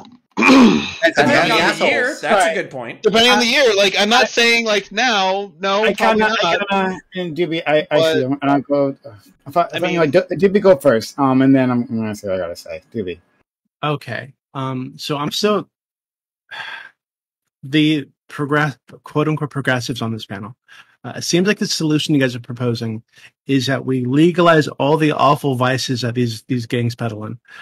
We legalize it, bring that into our society. I mean, I don't know if this is the progress. Like, I don't. No, I'm not done speaking. I'm not done speaking. So legalize all that shit to take away their sources of funding, but all those things are going to be very lucrative, so they're still going to be getting funding. And I'm sure they'll still be doing all the other illegal shit that they're doing. So that's probably not a good solution. And then secondly, again, when these people show up at the border begging for our help, you want to help them, but you're not willing to do what needs to be done to help them back home. Yes, it'll be difficult at the start. Yes, things will get worse. But it's like with medicine, right? You got to take the bitter pill, you got to swallow the bitter medicine to get better in the long run. And if we're selling bags of Coke at the grocery store for $1, I don't think it's going to be lucrative anymore. That's the point. Also, the thing about it being lucrative and stuff, right, is it's not us letting in the super harmful stuff. The super harmful stuff is all the gang violence and murder and deaths and stuff, right? If they were just legitimate drug businesses that sold drugs, that's not importing the vices. The vices that I think a lot of us really care about are the death and destruction that comes along with cartels, not the drugs themselves. No, that's not true. Ask any of these people in fucking Chicago or the Midwest, where their communities are being ravaged by fucking crack and meth and shit and heroin. If they care about the violence happening south of the border. No, they care about people dying in their communities because they're getting addicted to drugs. That's what it happens in their communities too, right? A lot of the problems with violence and stuff can be solved in those communities as well. With who is importing the crack and the heroin? Just to steal my point, seriously, this is the drug gangs were, and that is true. Before the drug gangs, the CIA was, right? Like we know that for a fact now. This is my point. We keep fucking with it over and over again, and I'm wondering why it doesn't work. And it's it doesn't work because. So hold on. I don't want to. The book is about. No. Okay. Okay. So hold on. So Revolt and RV, you guys have both said things like these are established facts that we all know about. And you're saying that after saying something that shocks me to my core on some level. I don't disagree that the CIA is beyond importing drugs or whatnot, but I don't feel like this is common now. What article do you have to introduce me to this world that is? If you're citing Gary Webb, we're not gonna. Gary Webb was a journalist who covered this, but there's an entire section in Wikipedia called "Allegations of CIA Drug Trafficking" that has some sourcing and that has been these are allegations here that are serious allegations that have been backed up by either direct testimony or direct evidence that has been substantiated over a number of years and is substantial. There's don't agree. We've been doing this usually. If I may, usually what it is for some context, you can doubt it all you want, but for some context, usually it's like a splinter cell, if you will, a splinter off of an organization. So you have the DEA doing something nefarious with drugs, but really it's 6 guys or 12 guys working together to do something. Something like Fast and Furious. This is. So I'm looking at this link that Revolt sent me to, right? CIA drug trafficking. U.S. officials said in 1990 the anti-drug unit of the CIA accidentally shipped a ton of cocaine into the United States from Venezuela as a part of an effort to infiltrate and gather evidence on drug gangs. Cocaine was sold on the streets of the United States. No criminal charges were made in this incident. Right. Oliver North testified about Iran-Contra, and in that testimony that he gave, the public version of it, he says that there was an element of the organization that was moving drugs from Nicaragua to the United States, for a substantial period of time, for a period of time. You're saying that this is the implication here is that this is the CIA intentionally trying to spread drugs in the United States, while the CIA's version, the government's version, is that this is to infiltrate the gangs and remove them from the streets. Can I don't know. Revolt before you respond. I do want to say something, and I've seen things, I've heard things about the subject of the CIA putting drugs in certain communities. Right? I can't say for sure one way or the other. Honestly, I can't do that. But there, understanding that we have this U.S. government that's gone so far as to assassinate, as to arrest, as to frame, as to use almost every tool in its ability, right, to destroy Black empowerment movements, right? Like to use the state against a certain community, right? Because they looked at them as a threat, right? As like a terrorist organization working within our borders. So is it impossible that those same organizations, same quote unquote law enforcement agencies could do something to destabilize the community that they seem to dislike so much, right? That could they have put crack on our streets? Yeah, I think it is. I think it's possible. Again, I don't have proof. I have seen proof, but like I don't know. I don't have enough proof to like beyond a shadow of a doubt. This is what the CIA is. I don't have that. Yeah, I'm just saying, guys, please, can I, for the love of God? Okay, so the problem, that not necessarily a problem, but there is a grain of truth to this. Okay. Iran-Contra specifically, I'm sure Revolt is familiar with it. Basically what was going on was we were supporting a group called the Sandinistas. They were an anti-leftist rebel guerrilla militia in South America. And what we did is we sold weapons to Iran for cash that we then transferred to the Sandinistas. Another revenue flow for the Sandinistas was cocaine trafficking into the United States. And there were CIA agents that basically did see planes going north with cocaine inside of it, and they didn't say shit about it to the fucking DEA. But I think that's a little bit different where you're trying to support by all accounts, a right-wing death squad. They killed teachers. They killed politicians. They killed leftist union leaders. They killed like all sorts of motherfuckers. I think that's different than I think the CIA seeing planes going north with cocaine on it is different than them saying, hey, FBI, DEA, fuck black people. We are going to pack the planes ourselves with cocaine. That's a different argument. And then on top of that, even if you were talking about, hold on, almost done. And then even if you were talking about this like one organization or whatever, again, it's like we have to talk about scale. Drug organizations can export drugs by themselves without government intervention. They have an interest in doing this, which is justified by profit, not just political motivation. I'll leave it there. So hold on. Like no one's saying that it was all these organizations working together. The DEA could have, been doing their job as they saw fit, right? Doing a bad job of it. But in any case, to keep drugs out of America, to crack down on this, and then the CIA could have been operating by themselves, right? Like that's a thing, right? Actually, I don't. Yeah, I'm sorry to interrupt. Sorry, Doobie, really quick. I actually don't. Prime, we might agree, but we probably don't agree on like intentionality, or we don't know whether or not intentionality is provable. So, for instance, if the CIA is working with a guerrilla organization that's partially funded through drug revenue, they're probably going to look the other way. At least that we can agree on, and then I'll shut the fuck up. We can agree on that, but the specifics of this case are wildly different than that. Like we had literal C-130s piloted by people getting paid by the Air Force and the CIA that flew from fucking airfields in Colombia to like Arkansas, and like we know this, and like Barry Seal got killed over it, but like the big thing though is at the time we were working with like Noriega. Barry Seal was a lying motherfucker. Like what? Yeah, dude, he was a lying motherfucker. That's right. Like, that's how they painted him because he narked on the cops. Like of course they said that, but like regardless of that, Triple Agent against everybody. Crazy lunatic. That's fine, but he also existed. We know the story, and the story is like even on the most fucking government law, forward story is that like he was a drug dealer that worked with the government. Besides that, like Manuel Noriega was working with us for a long time.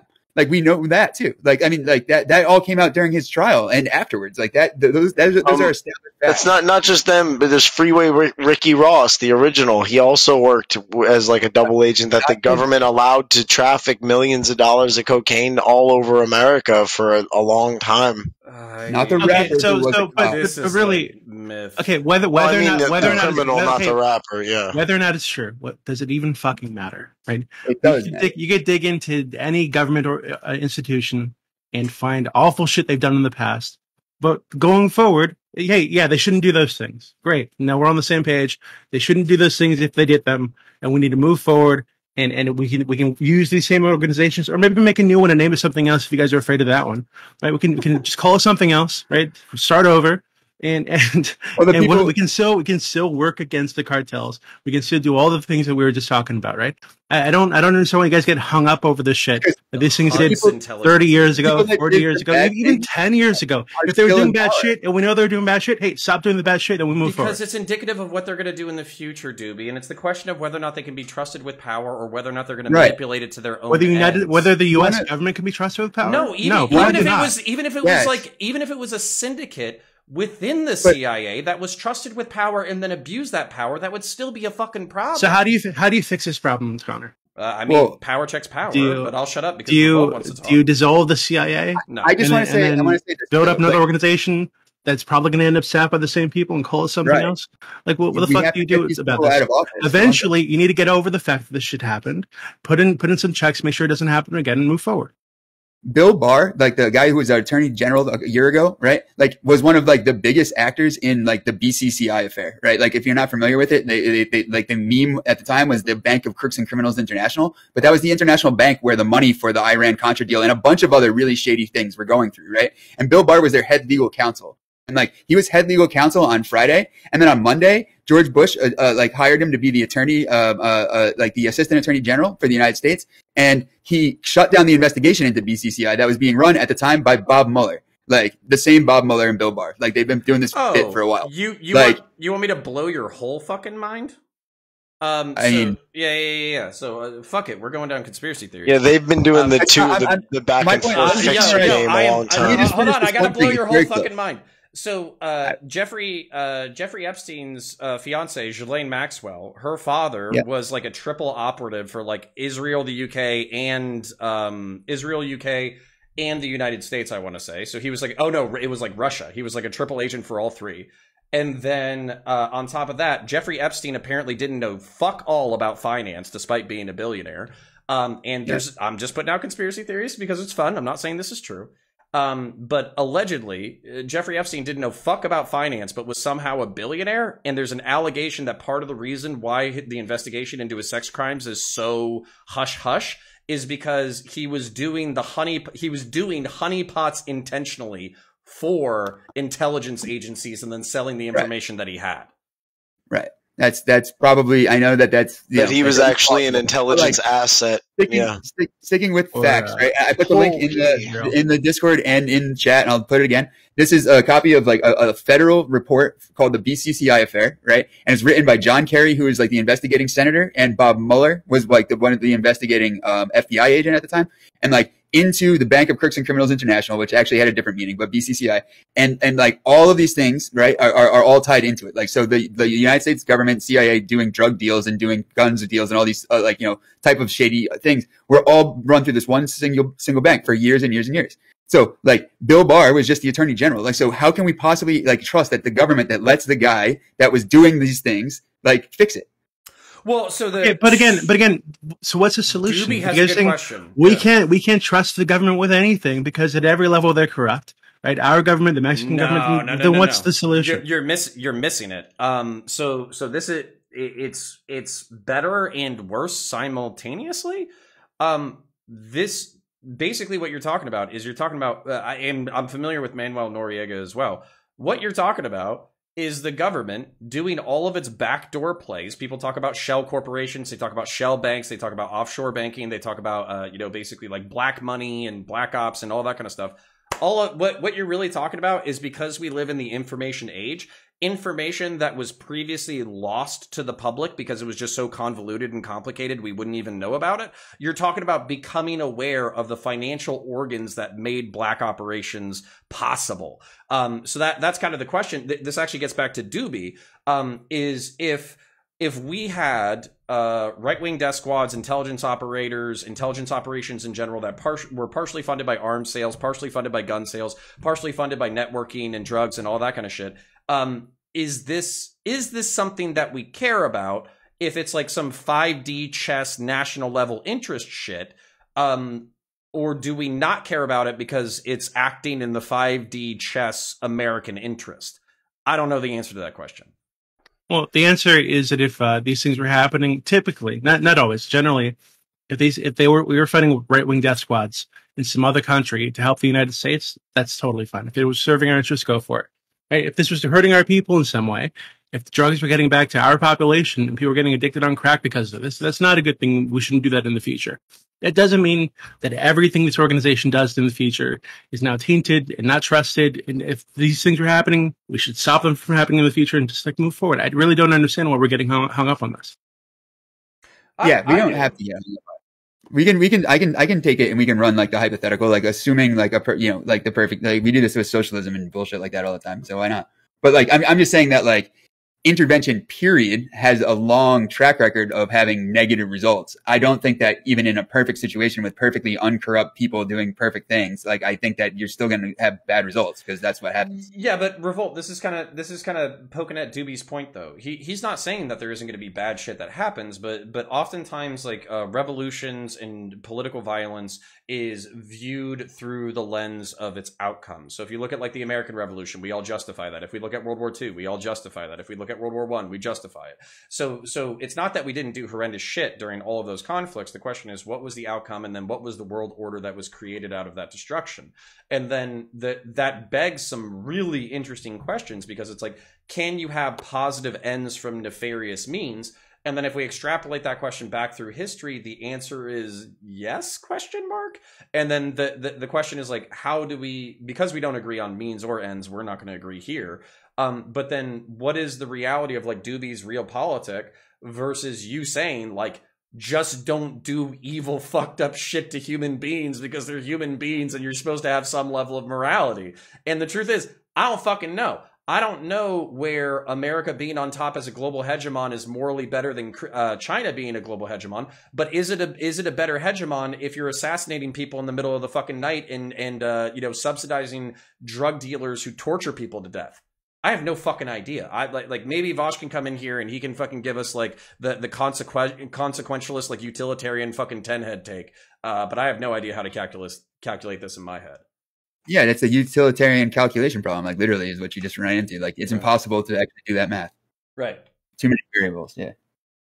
Yeah, I mean, so at the end of the day, we just end up trusting that our side is the best side and hope it works out, I guess. But like, going back to, so this is actually terrifying in a few different ways. Not because there's like, you know, super secret shit that happens, but the idea of super secret shit that happens coming to light and then like influencing the public's decision on like what to think about the government on some level. Like this is actually how countries get destabilized a lot of the time. Like, Trump was saying that he was going to declassify all the Kennedy files, and then at the last minute he held on to like 10 of them.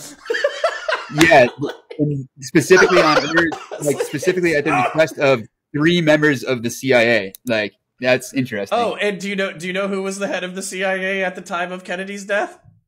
Yeah, Bush Sr. It wasn't Bush Sr. It wasn't Bush Sr. All right, it was way later. It was Alan Dulles was like the head that got fired, and they allegedly had the biggest role in plotting to kill him as a result. Okay, and by the way, y'all, like I know we've been like swimming in like conspiratorial waters or whatever. I'm not fully on the like JFK assassination was done by the CIA thing, but even my eyebrow shoots up a little bit when Donald Trump is like, I'm gonna release it. And then he's like, psych. I can't. Right. You did get those UFO docs out, though. Yeah. That was good. Yeah. Well, I mean, we already have aliens and nobody gave a fuck. Like, literally, like 2 years ago, they were like, hey, guys, UFOs are probably real. We don't know what they are. It's probably aliens. And, like, the American public was like, I don't know. COVID's pretty intense. I don't think I can deal with that right now. Every single one of those is bullshit. As somebody who worked on fucking missile guidance systems, I can tell you exactly why. If you ever want to find out, I'll tell you. The Tic Tac stuff? The Tic Tac UFO? Yeah. It's completely nonsense, yeah. Oh, man, I'd love to talk to you about that shit some other time. All right, sorry. Anytime. Sorry for tangenting. Yeah, there's some good videos on it, but yeah, I think Revolt is completely right on this. Sadly. Sad but true. Like, I want aliens as much as the next guy. I'd like to kiss one. But, like, you know, see what happens.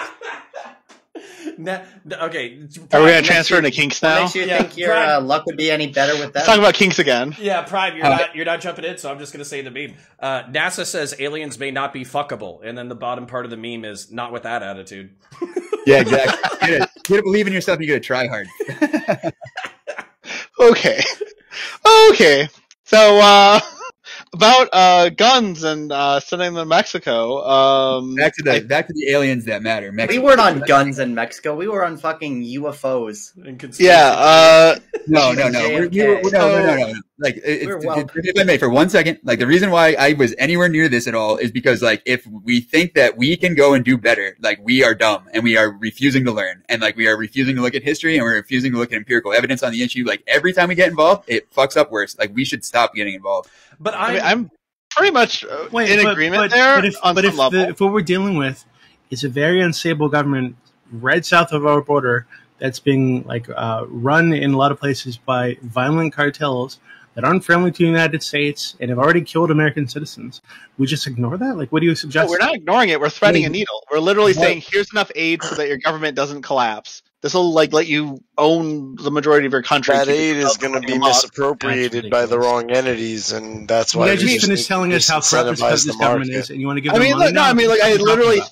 I literally think what's going to happen here is that the United States is just trying to play both sides on some level, right?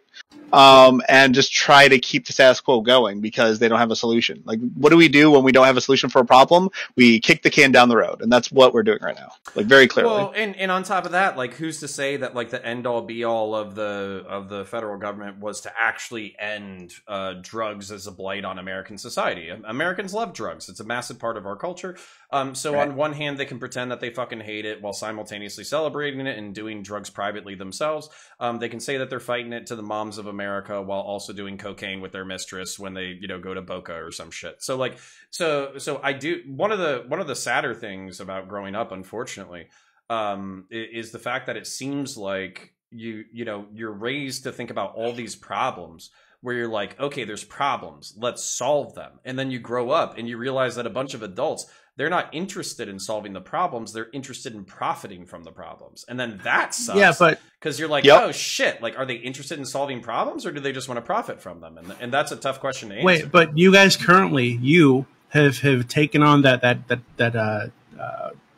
don't want to call it a poison. It's like a virus that you've taken on. Mind virus. Because now you're being a nihilist and you're saying, hey, we just can't do anything about this. We just got to let it happen. Hey, we're threading the needle. We're working both sides. We don't really have a solution. Hey, maybe we should legalize all the drugs. Maybe we should legalize prostitution. Maybe that'll make it better. But hey, maybe it won't. No, we didn't say maybe it won't. Like, it'll make things better. Over and spreading open your ass. No, it'll literally make things better. I'll meet Doobie in the middle, though. Like, Doobie, I'll meet you in the middle. But what we should do is, like, as far as our border is, you know what I mean? Like, we should enforce our laws, like, and we should do so with like as much fucking funding and fucking reckless abandon as we can possibly imagine. Like, but like where the border is where our bullshit needs to stop. Like, and like if we do that, I think that we will find that the things are resolved in the other countries in a much faster pace than it would be if we get involved. And when those caravans of unaccompanied children show up at the border, do we just turn them away? You're okay with that? Yeah, I mean, but why would we turn them away when we could just drone bomb them before they get even close? Like, nobody's suggesting that, right? No, I'm asking you seriously. When these people show up at the border begging for help because their countries are being destroyed by cartels and they're afraid of the violence and they want better lives, are you okay with just turning them away? Revolt, this is a pressing question. Okay, but no, we don't. And on top of that, this is actually like this is an interesting question because to me, what it kind of sounds like is you're saying that we're giving up our moral obligation in these countries. They'll resolve their own problems and we only make things worse. But to Doobie's point, if that absolves us of moral obligation to people from other countries because we're not involved in their shit, then do we still have a moral responsibility when they show up to our border, not through a fuck up of our making? We've never ever had moral obligation has been my only point. Like what we've been sold to us as a moral obligation has been bullshit. We've been literally helping these people do terrorist things like in these countries for decades. Like this is a question of scale. Okay, but Revolt, this is a question of scale. A question of scale. But when you hear that when the cartels cut somebody's head off, is it 100 heads or 1,000 heads? Is it 60,000 heads or is it 200,000 heads? Because the United States government has killed 60,000, 80,000, 200,000. Like, pick a country and we can assign these numbers. But like, if we're kicking in doors and killing socialists, right? Like, how is that not worse than what is going on here? Like, if you want to stack up like the corpse table, we can do that. I'm saying in Central and South America, but yes. You're saying what? in Central and South America, like the comparison, like from like what the government and we know for a fact, admitted that we've helped facilitate, right? And what's going on with cartels? How is it different to allow cartels that are doing beheadings? Like, I mean, like, it's gross. I understand. Who cares? When these, if we're gonna go with your solution, we stay in our borders, we care about our own shit, we enforce our laws here. Okay, we can offer intelligence. When these cartels that already exist, they already have control, they already have the money and the weapons and all this shit. When they're fucking up these countries, these people come to our border begging for help, trying to get in because they're trying to escape the violence. Are you okay with turning them away? I mean, I'm not okay with turning them away now or then or anytime. I think that anybody should be able to down here. That's my position. I mean, like, but I understand why you would want not to. Yeah, Doobie is saying own it or don't. That's kind of what he's saying. Like we either have a moral obligation that's what I'm saying. Or we don't. I'm saying I think we can. Now we're not letting them in the country already. But it's not either or at all. No, like literally, we have a choice in terms of like what needle we thread, right? Like we can literally say, okay, we will bring in folks who are refugees. We will fund governments, the military of some governments to help fight cartels.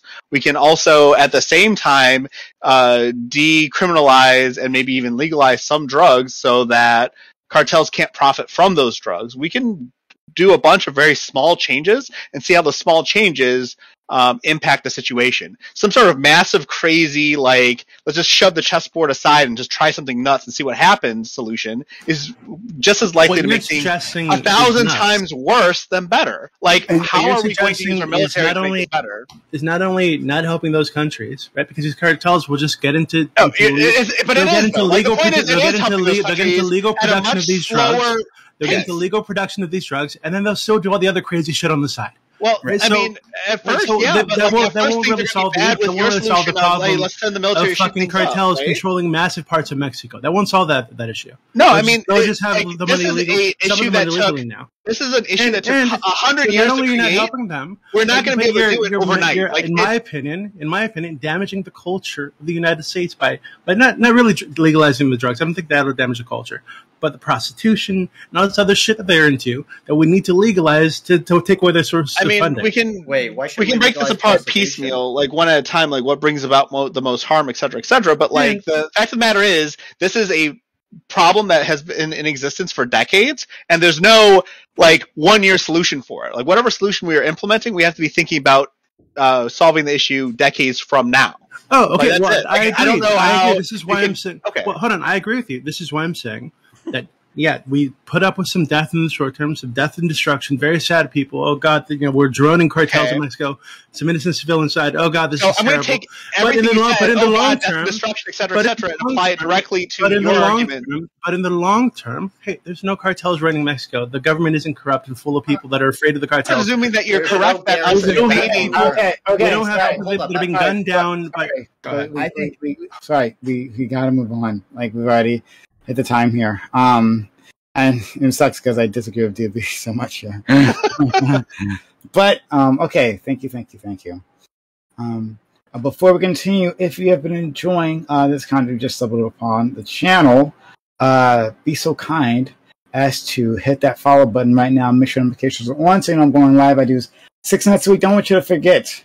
Don't want you to miss out on all of this. So hit that follow button right now. !social and chat to follow us on social media. Follow us on Twitter, where you'll find channel updates. Discord is where we have all these conversations, right? Want to be a part of this, be a part of this conversation. The open panel we have afterwards, I'll be on Discord.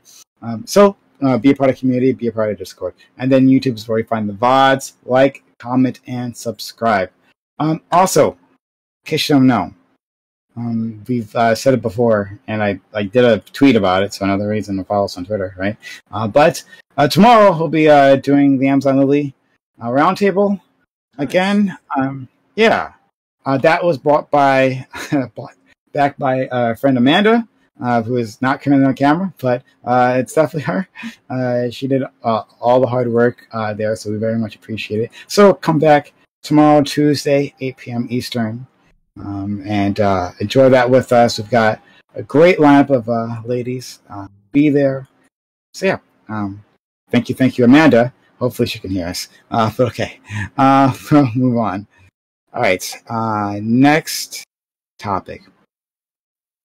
The Supreme Court is hearing a case to reinstate the death sentence against, help me out here. Dashkar Sarnaev.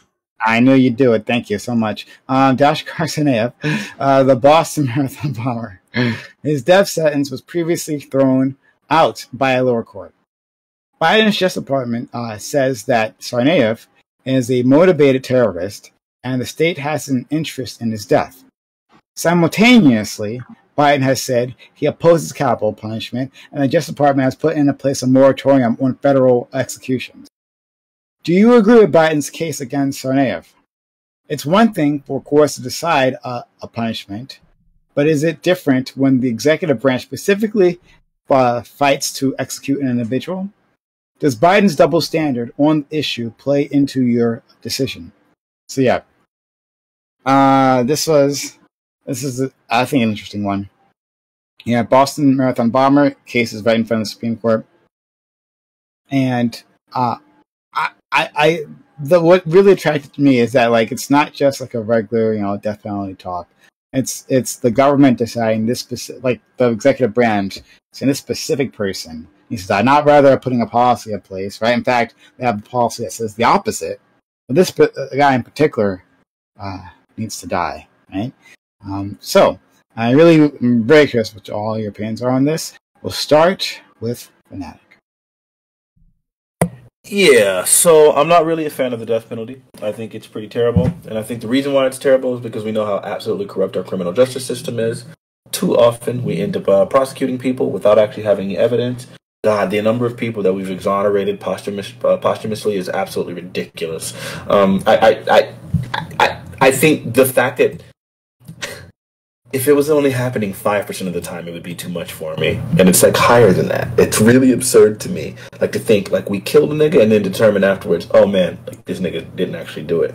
What's even worse than that is there's like obviously God knows how many different studies that have all demonstrated the fact that the death penalty is really, really biased. Specifically, the death penalty is assigned a lot more when the victim is white. A black victim, it doesn't matter if we control for like the number of victims, it doesn't matter if we control for brutality or how grotesque the crime is. If the victim is white, we feel like, yo, this is worthy of killing a nigga. If the victim is black, it's like, I don't know, we'll get over it. And I think like that in and of itself is ridiculous. I know the Supreme Court ruled, I want to say in 90 something, 91 or somewhere around there. I'm bad with time. But they said something about the fact that like I believe it was 91.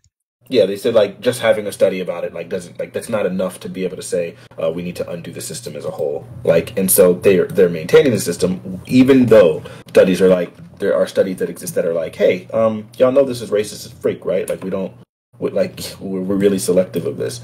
So yeah, I'm opposed.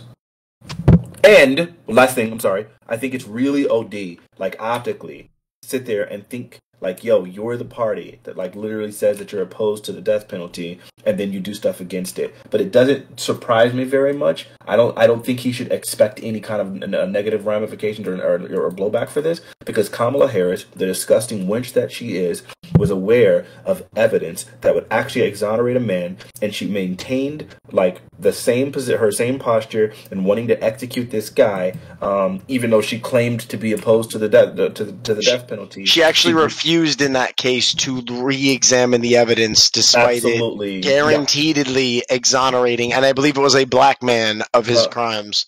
She was like, "Fuck that! I want it on my stats. I want it on my shoulder. I want it on my rank that I did that."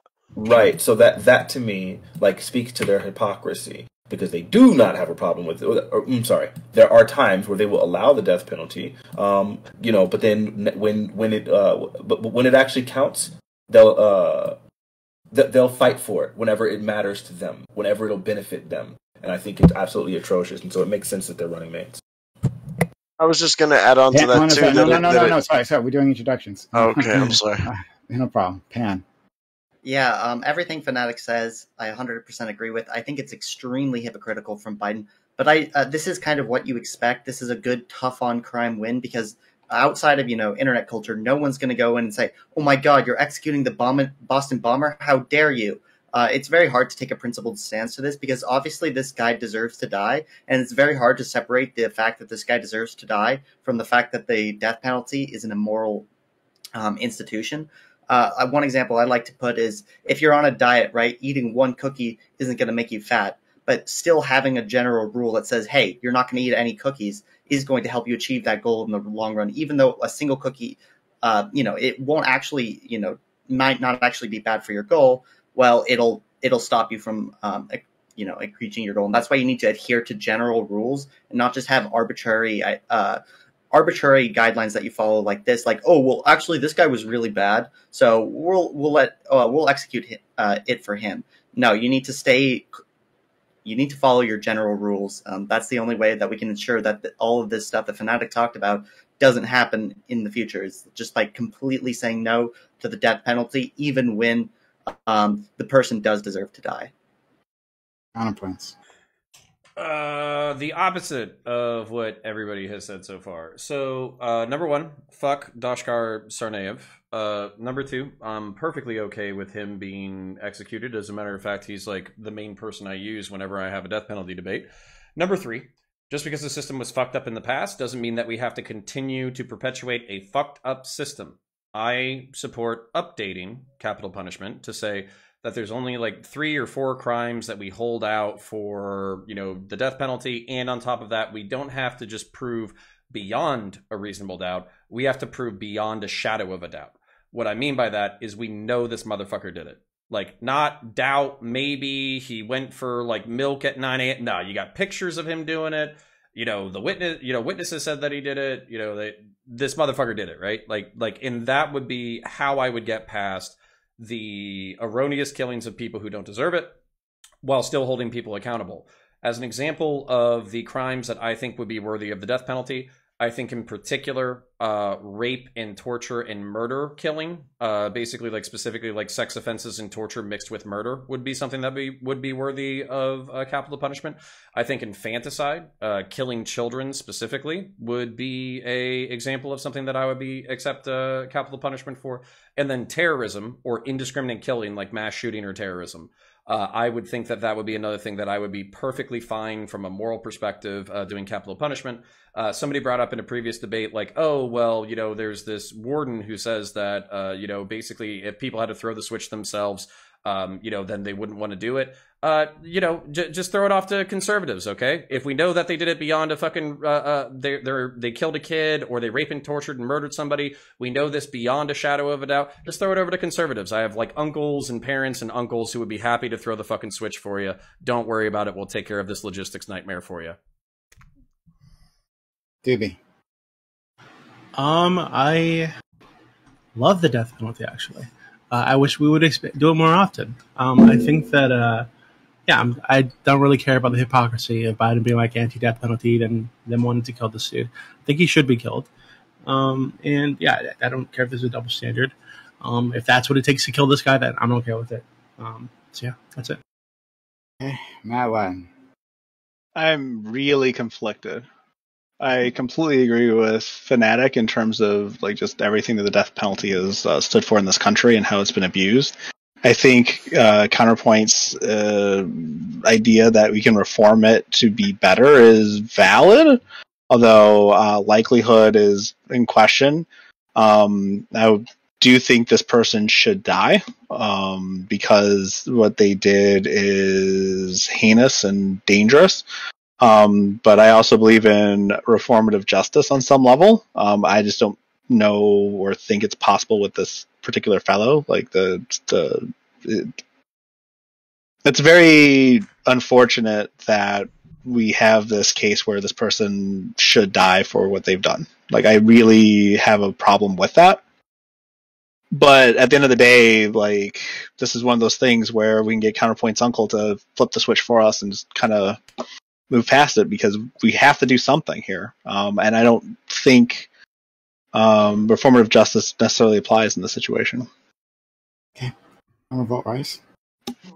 Like, not only do I think that we shouldn't be putting these people to death, like, I think that, like, we should lower our maximum sentence amount to something reasonable, like most first world countries have done, like 50 years ago. And I think that, like, the fact that we don't allow people to vote while they're in prison is, like, an absolute travesty as well. So, like, I'm for, to the extent that they were American citizens, which I think they were. I could be wrong. But if they weren't, then obviously they can't vote. But if they were, they should have been able to vote the entire time they were in there for 20 years or less. Smash. Yeah, I agree with Revolt. I think I also agree with Pan. I think that it's ridiculous that that Democrats are bringing this, especially since in 2016 it was a platform issue to abolish the death penalty, and here we are 6 years later, 5 years later, and we're debating this as Democrats, and I just think that's fucked up. I ain't no Democrat. Amanda, if beginning Mike. And RV. I would only add to what I think Fanatic had said is that really this is just reflective of the. See, you could say it's hypocritical on Joe Biden's part. I would say that ascribes a lot of cognizance and strategic ability to him, and I know that's colorful, but what I mean to say is this isn't something I'd put past someone like a Kamala Harris subtext within the White House, right? Because yeah, we ran on one thing and we're backpedaling on it, and she's a nasty individual, and he's not a cognizantly aware individual enough so that she can be nasty enough that I'm not surprised. And this is reflective of a Biden presidency. All right. Open to them. The idea that Joe Biden isn't cognizant enough to make a decision is ridiculous. I get that he's an old man or whatnot. Well, but it's just like a meme, right? Well, I mean, you can say it's a meme all you want, but what I'm saying is, I believe he has dementia, and not only that, I think that Joe Biden. Excuse me, if I may.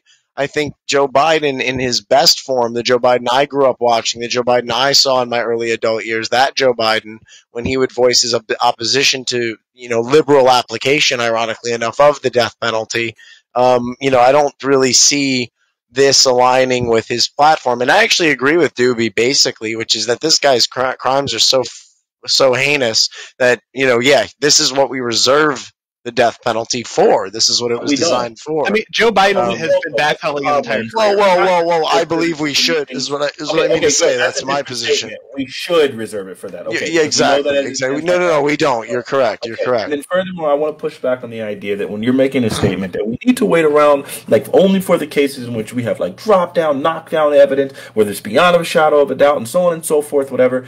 As it stands now, our criminal justice system is based on the idea that things are supposed to be beyond a reasonable doubt, right? And it's crazy because now, even though we're supposedly beyond a reasonable doubt, we still have African Americans over 1,900 exonerations since October of 89. 1900. These were all supposed to be people who were convicted beyond a reasonable doubt. So when we have a system like this, then I don't know if you were to if we were to try to apply whatever your ethics are or what's beyond a shadow of a doubt, right? Now we've had large scale cases where they've literally upended entire things where it's hey, guess what?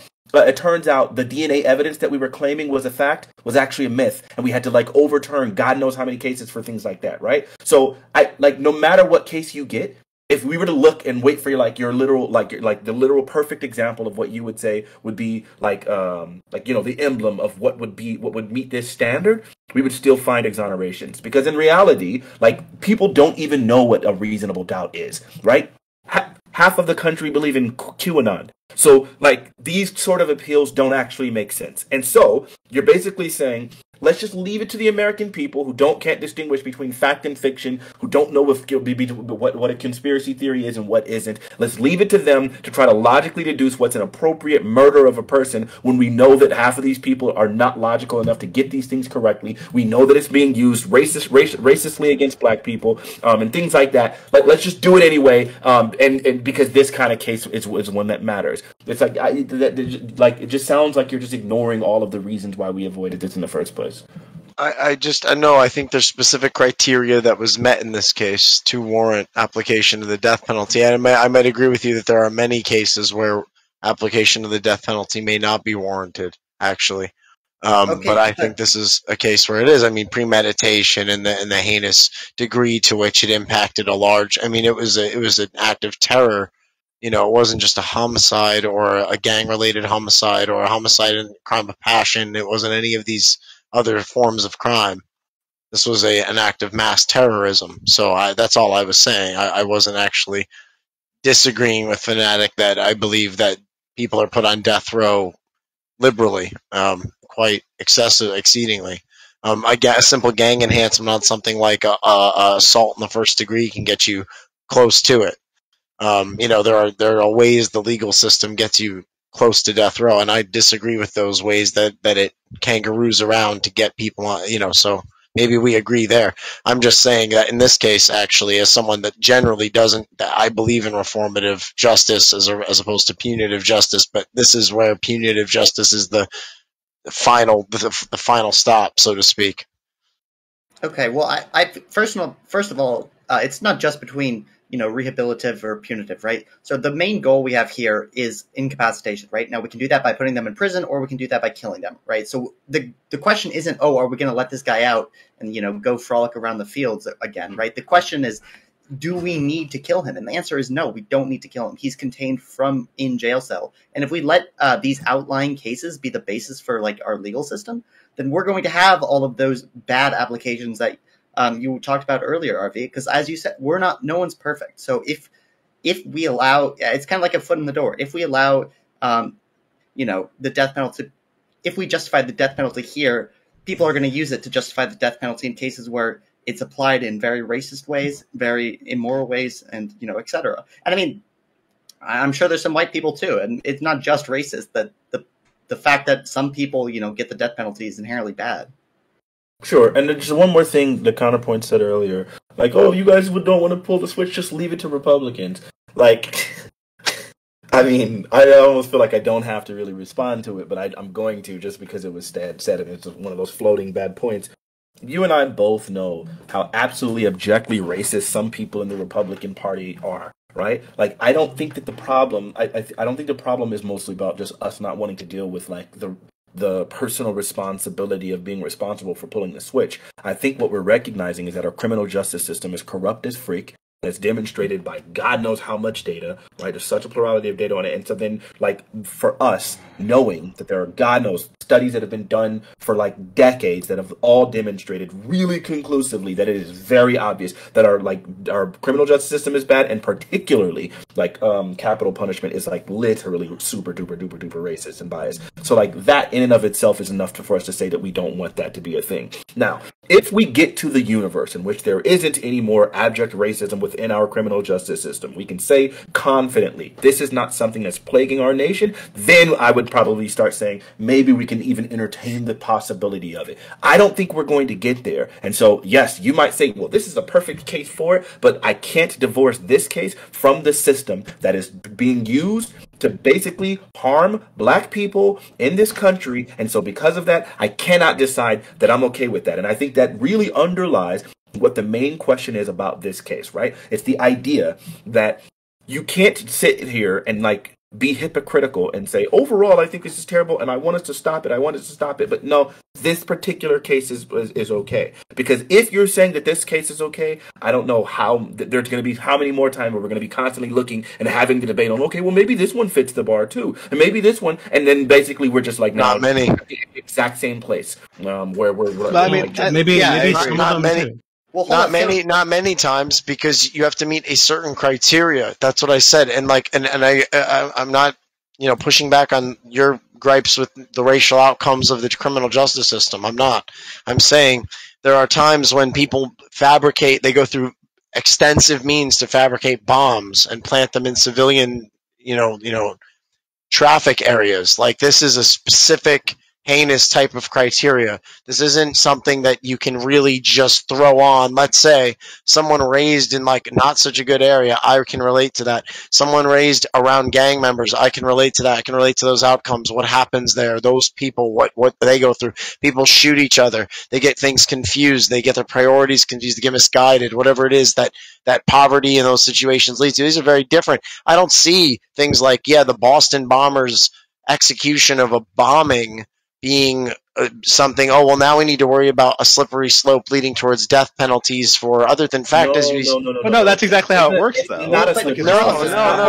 If I may, I'm getting cut off though, and if I may just conclude, I'm sorry. If I may just conclude, we see things like even in like California where they're actually you can have something like a gang enhancement on a double homicide, and I know this to be the case anecdotally as well as just legally. You can look this up, and this is letter of the law. But I also know a case in which this is the case where you're still eligible for parole. You're still not mandated to life sentences. There's a good chance you can be let out for a whole bunch of reasons. It's actually pretty forgiving in a lot of cases when it comes to exigent circumstances surrounding like things you might run into in an urban or poverty-stricken environment. And I'm just saying, I don't think it is a slippery slope to just all of a sudden now we're just killing people. It's like, no, this is a guy who's a terrorist who bombed a traditional running gathering. It's not a slippery slope. It's not a slippery slope because it's a slippery slope kind of details typically things that have happened that we would say, hey, like, or I'm sorry, like a projection of if we allow this, we will get to this and whatever. And there might be so much middle ground between those things and so on and so forth, right? I think there's a difference in between that and saying, hey, this system is corrupt because of what we currently can see with our own freaking eyeballs. And I'm saying that we should probably reject it because of its current corruption. And I don't want to make a selection or a special case for this thing because I think the entire system is corrupt. Those things are not. But isn't the Biden administration, the Justice Department, asking for a specific carve-out for this person? I don't think they're asking to reinstate federal death penalties across the board, right? They're saying, hey, they're not reinstating federal death penalties. I don't believe needs to be executed. Okay, wait. Right, so then what stops the federal government from asking for specific executions for others?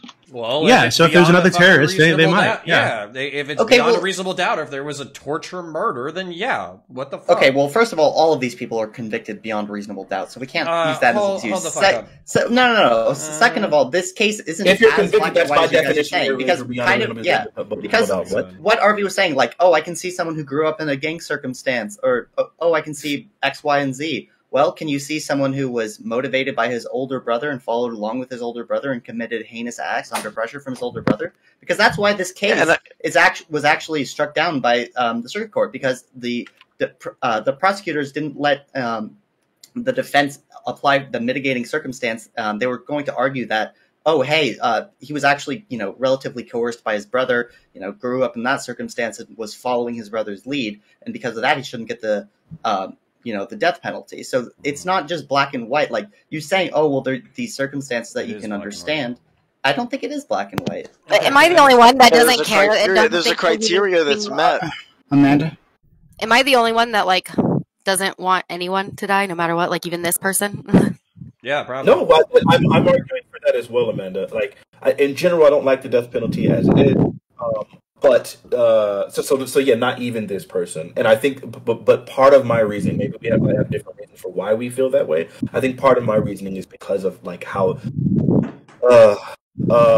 tangibly corrupt the system is, right? Like it's not a debated topic. The Supreme Court didn't like say, hey, no, it's not actually accurate. They were just like, no, just because you have studies to prove it doesn't mean that we can upend the system. That was their argument. So like we know, like factually, this thing is corrupt as freak. And we're still arguing, like, well, I don't know. Let's let this corrupt thing work this one time because this one might not be a corrupt application. It's like, that freak out of here. See, I don't disagree with anything that you said, but it seems like you're still coming to the point where in a perfect system you'd be okay, and I wouldn't be okay even. I feel you. I can't. I'm not psychic. I'm just okay. So I will say, in a perfect system, I don't know for sure if I would still maintain the same like ire towards the system as I do right now. But I know that we currently don't have one, and so because we currently don't have one, all I can say is, nigga, this just don't work, and I'm not about it. Like, knock it off. Even for Mike's comment, right, go ahead, Dibby. Again, but so Fanatic again, it doesn't seem like they're asking for like reinstatement of the federal death penalty across the board, unfortunately. But for you wouldn't even say, given that it doesn't seem like this person is on death row or being proposed to go back onto death row because of racism, right? It's because he did a really terrible thing. Whether or not he was pressured by his brother, he took part in a really awful thing that hurt a lot of people. So you wouldn't even say that given that, racism isn't really a factor here. We know he did this thing. Even in this specific case, we need to keep this person alive and continue paying for it to feed them and shit. Like, why? Well, to be fair, it's actually more expensive for the death penalty.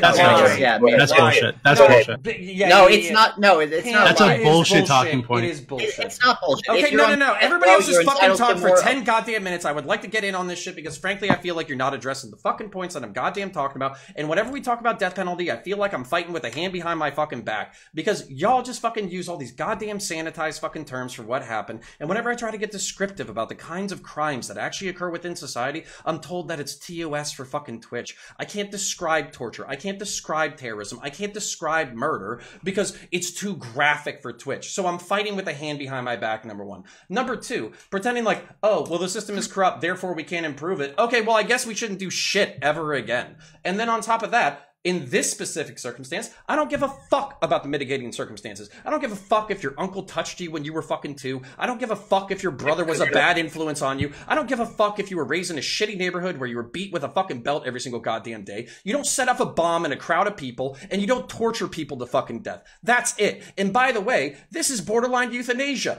Guess what? He's probably lived a relatively tortured life. Guess what? It's your time to swim in the fucking black oblivion of fucking eternity. Have a nice fucking anti-life, you sack of shit. And I do not give a fuck. Crazy. You got Fanatic, so you gonna address anything that I said, or are you gonna go back to the system is corrupt? The system is corrupt as it is right now, so we can't do anything ever. Didn't have any freaking value. How do you get your panties in a bundle and then not say anything? Because you're rude as fuck the entire goddamn time, bitch. I don't care. Fanatic, you are so fucking rude to everybody on the goddamn panel for no fucking reason. Literally, people are giving you fucking hands. No, Fanatic, you are the rudest, shittiest motherfucker on these panels. The fact so immature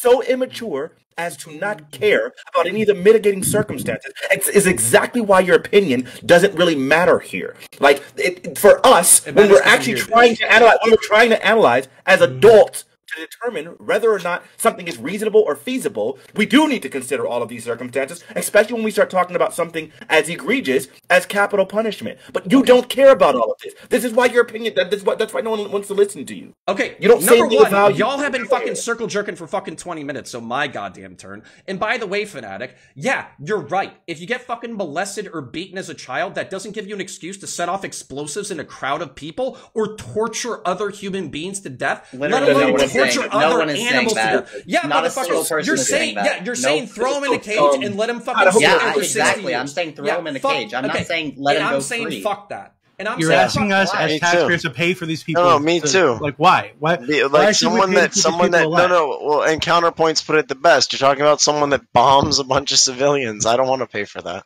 Fuck that. But I lost youth. Hold on, excuse me. I lost youth. Okay, I lost youth. Anything, and they're still killed, right? Bomber, a terrorist. Okay, by the way, Pan, you know, and I know, and everybody in this fucking audience knows that the reason why the death penalty is expensive is because of administration. It's because of review. It's because we give 30 goddamn appeals to people before they get put to death. It has nothing to do with the chemical. I could go buy a Wait, so you want to take, hold on, you want to take What are you talking about? Hold on. So, if there was a case that you knew beyond a reason, not even beyond a reasonable doubt, beyond a shadow of a doubt, because you literally got a picture of the motherfucker doing it, you literally have a confession from them, you literally have witness evidence, you got DNA evidence, those can be fabricated. Fanatic, shut the fuck up. Shut the fuck up. Shut the fuck up. You add nothing, you don't. Okay, all right, fine. Fanatic, you have my undivided, Pan, hold on. Fanatic, you have my undivided attention. Are you familiar with the Dashkar Saneyev case? No, I'm not. Not this particular one. So do you think that there is any chance whatsoever that he is not guilty of the crimes that he's been convicted of? I don't know this case in particular. Yeah, no shit, motherfucker. Because it's the exact case that I made earlier that you ignored. You don't know the Boston bombing case? Because whatever your bar is, we can still find cases today, or we can look back, whatever bar you set, and we can find cases in which that would have been the bar, and we still had to exonerate niggas. Right now, nothing all you you say is addressing anything I'm saying. No, all you just said right now, you just said right now was that we need to make sure that we have DNA evidence and pictures of the guy and witness testimonies and confession. And we've had literally all of those things before. Shut up. I already know what you're saying. Shut up. I have another question. Because you have my undivided attention. It's not enough to establish guilt beyond a shadow of a doubt. You're taking 10 minutes to be what's said. Could be said in 10. Say it in 10 seconds instead of 10 minutes, and let me ask you some. Sideways and talk the entire time that I'm talking, and then I will finish it quickly if you'll shut the hell up. Okay, cool. Then promise to make it fucking 30 seconds instead of 30 minutes. That was as quick as I could have freaking made it suck my dick. Okay, you can suck mine afterwards. Anyways. Okay, well, Connor. So no. Fanatic has my undivided attention. Fanatic, in this case, very specifically, we know, we don't think, there's no shadow of a fucking doubt, Dashkar Sarnaev, with consultation of his brother, put explosives in a crowd, killing like a dozen people and injuring dozens more, including one of his victims being a child. I don't think this. This isn't some fucking hypothetical. We know this. Okay? So the exact precise example that we're talking about is what I'm talking about. So in this scenario, if we were to replicate this standard of evidence in other egregious crimes like torture, rape, murders, in terrorism, I would be okay with the death penalty. Do you have any counter argument that doesn't pull to the past and deals with what I'm saying? Think if the standard that you're establishing, you think it's supposed to be foolproof, and my goal is to go to the past to show you. You already fucked up. I don't care. I don't care. My goal. What a fucking douche.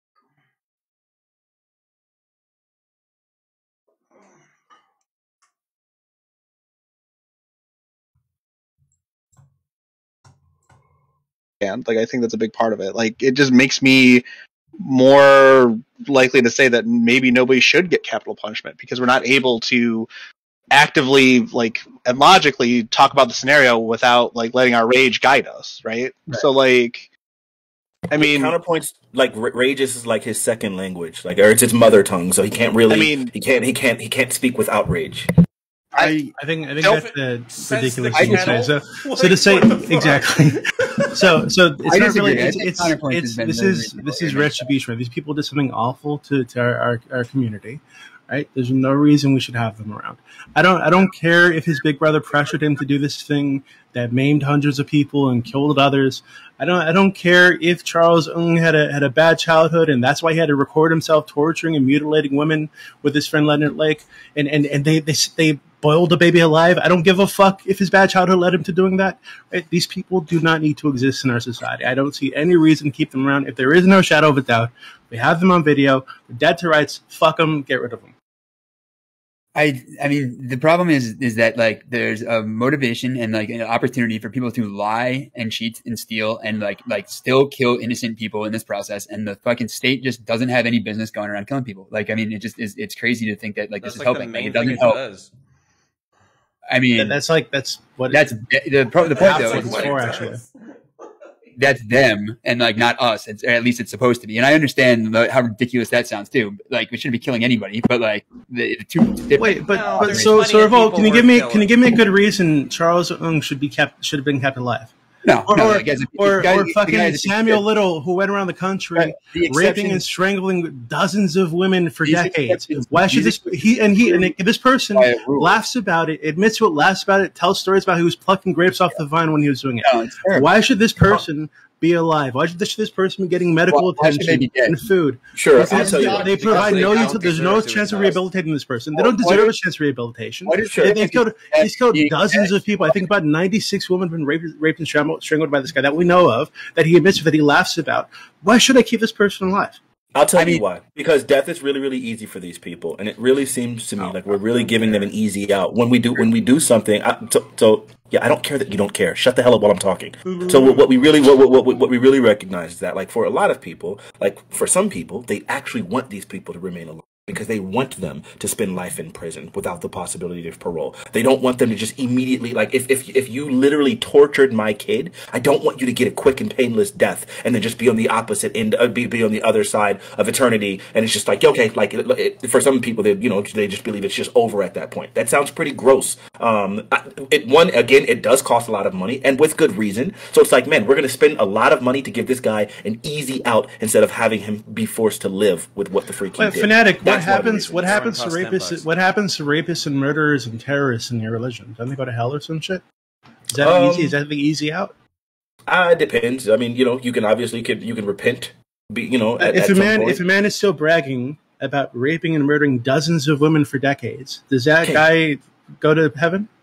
Is death the easy out for this guy? Sure. So for a person that's specifically bragging and whatever about it, then that wouldn't be the case. But I think the big problem that we're having here is that you guys keep looking at individual cases, and I keep saying, rather than focusing on an individual case, I'm going to look at this situation broadly and say, broadly, this is something that I don't want. And because I don't want it broadly, I'm willing to bite the bullet on an individual case, even if I can say this is an individual that I feel extremely confident beyond a shadow of a doubt. I'm still going to say broadly, this is a system that fails. It's not a good system, and so I'm going to fight against it broadly. That's what I'm going to say. Does that make sense? Okay, do you think systems can be improved over time? When we get to the point that we improve our criminal justice system, as I said earlier, I don't know if you were just not addressing it because you probably weren't listening. If we get to a point where we improve our criminal justice system such that this is no longer a factor, then at that point you will get me on board with it. Until then, I'm gonna always be against it. Okay, so let's be low and slow real here, because I'm just gonna call it out. Okay, fucking Fanatic, you've been pissing me off for a fucking while. Nezzy was literally trying to help you with points, and you were being rude as fuck to him. And then you get fucking because you're a rude bitch. And then you get fucking loud and angry and talk for extended periods of time, and then you get all fucking pissy when people give you the energy back. It's annoying as fuck. That's not what it is. You and I have had a good conversation in the past. I don't know why we're incapable of doing it now, but frankly, you've been doing the same shit over and fucking over again. So just to let you know, every time you give me this fucking energy, I'm gonna give it right back because I'm fucking tired of you throwing a fucking tantrum. I literally don't care about your assessment for what gives you the reason to be cutting me off and making me respond in the way that I do. I don't care. I can't care less. I don't value what you're saying. Frankly, bro, I'm just not going to engage with you on that level because that is. Okay, that's fine. Okay, all right. Well, I'm glad I just don't want to get toxic for no reason. That's stupid. Yeah, that's fine. Waste Here's of the time. deal. I'm a responsive guy. Like I didn't yell at you the way I yelled at Counterpoints because Counterpoints always has his panties in a bundle, and every time we're literally having a basic conversation, and then he hits this literally every time. Wait, let me talk for just a second because right now I'm really upset, and you guys have been going on for a while. Literally, it's the Counterpoint special. I should make a montage of it. Fanatic, you don't say that. You just scream. You just scream real loud at everybody. Like, what do you? Like, Connor at least warns us. Connor at least warns us. You just get real loud. Can we get back on the topic? This is like I think you're both beautiful girls. I love you guys. Let's just get back to the topic. As other wonderful women just said. Okay. So the reason Leonard Lake, Charles, and Sam Little, right? This Zarnaev dude. Why should we keep it if we know they did this? Like the point though, and racism and the specter of racism is not an issue here. We know they did the same thing. But why should we have like these like open and shut cases, right? That we presume we have all the evidence for, and then we kill someone. And I'm not saying that this case is like not an exception. We definitely know that he did what he did, right? But like the point that Fanatic was making, and like I kind of agree, is that like this doesn't necessarily happen all the time, and our system isn't perfect. And if we're allowing deaths to happen in any one specific area, we could be allowing deaths that shouldn't be happening to happen. Okay, but can you address my point that with specific crimes and with a higher degree of evidence, such as the examples that we're using today, in which we know this motherfucker did it, why are we not allowed to reserve the right to do this? I understand you're talking about from a utilitarian principle that innocent people have been put to death in the past. I understand that. I also understand that some people say that going to jail or prison is a worse punishment than death. I understand that. I also understand the administrative fees and all that kind of shit. I'm saying in a very narrow hypothetical, we know this person did it. There's 3 crimes that I articulated: infanticide, torture, murder, and terrorism / mass shooting. That's what I'm talking about. So in those 3 specific instances where we know the motherfucker did it, why can't Doobie and I say this motherfucker doesn't deserve to exist anymore? Yeet. Because there's plenty of people whose parents or family members are surviving whatever, or society in general, that absolutely feel like the death penalty is in and of itself like something that is like an easy way out for these people, which would cause them to be opposed to it. That's even besides that, like counterpoints, can you actually say like 100% that like with your position that you would 100% be able to guarantee that every single person that is like in this has this role will be killed and not be innocent, right? So like we've got like hundreds of eyewitnesses, right? Like what if, for example, there's this guy that was killed in a town, okay? Like it was a town in Iowa. I think it was like 1980s. He was shot in broad daylight, and everybody in that town conspired to not reveal who was the shooter, right? Like this person was like an asshole. Everybody hated him. He did terrible things to everybody in the town, and someone finally had enough, capped him, and then they all claimed that it was an accident or some nonsense like that, right? Mm-hmm. Like, how can you guarantee without a doubt that there won't be a situation where 100 people will confirm that this person did this really heinous thing, and then it will turn out that this person was innocent in the first place? Right. That's not the example he's given. That's not the example he's given. But hold on. Nezzy, let me address it. So the cool thing about living in the modern era, especially in the modern era with cell phones and all that kind of stuff, is we have a variety of evidence. We don't just have eyeball witnesses anymore. Eyeball witnesses are notoriously unreliable, right? We don't just have DNA. I'm sure that, as Fanatic was bringing up, there's examples in which DNA evidence was fudged. What you would use is like a collation of all of the data. You would have DNA, you would have eyewitness testimony, you would have confessions, you would have witnesses. And if you don't meet this metric, right? If you don't meet the cumulative metric of beyond a shadow of a doubt, then life in prison. right? So like we're still talking about like wait, no, we have that metric, like that we use that. Like, what are you talking about? Like, that's what we do. Beyond a shadow of a doubt is not the same thing as like beyond all doubt.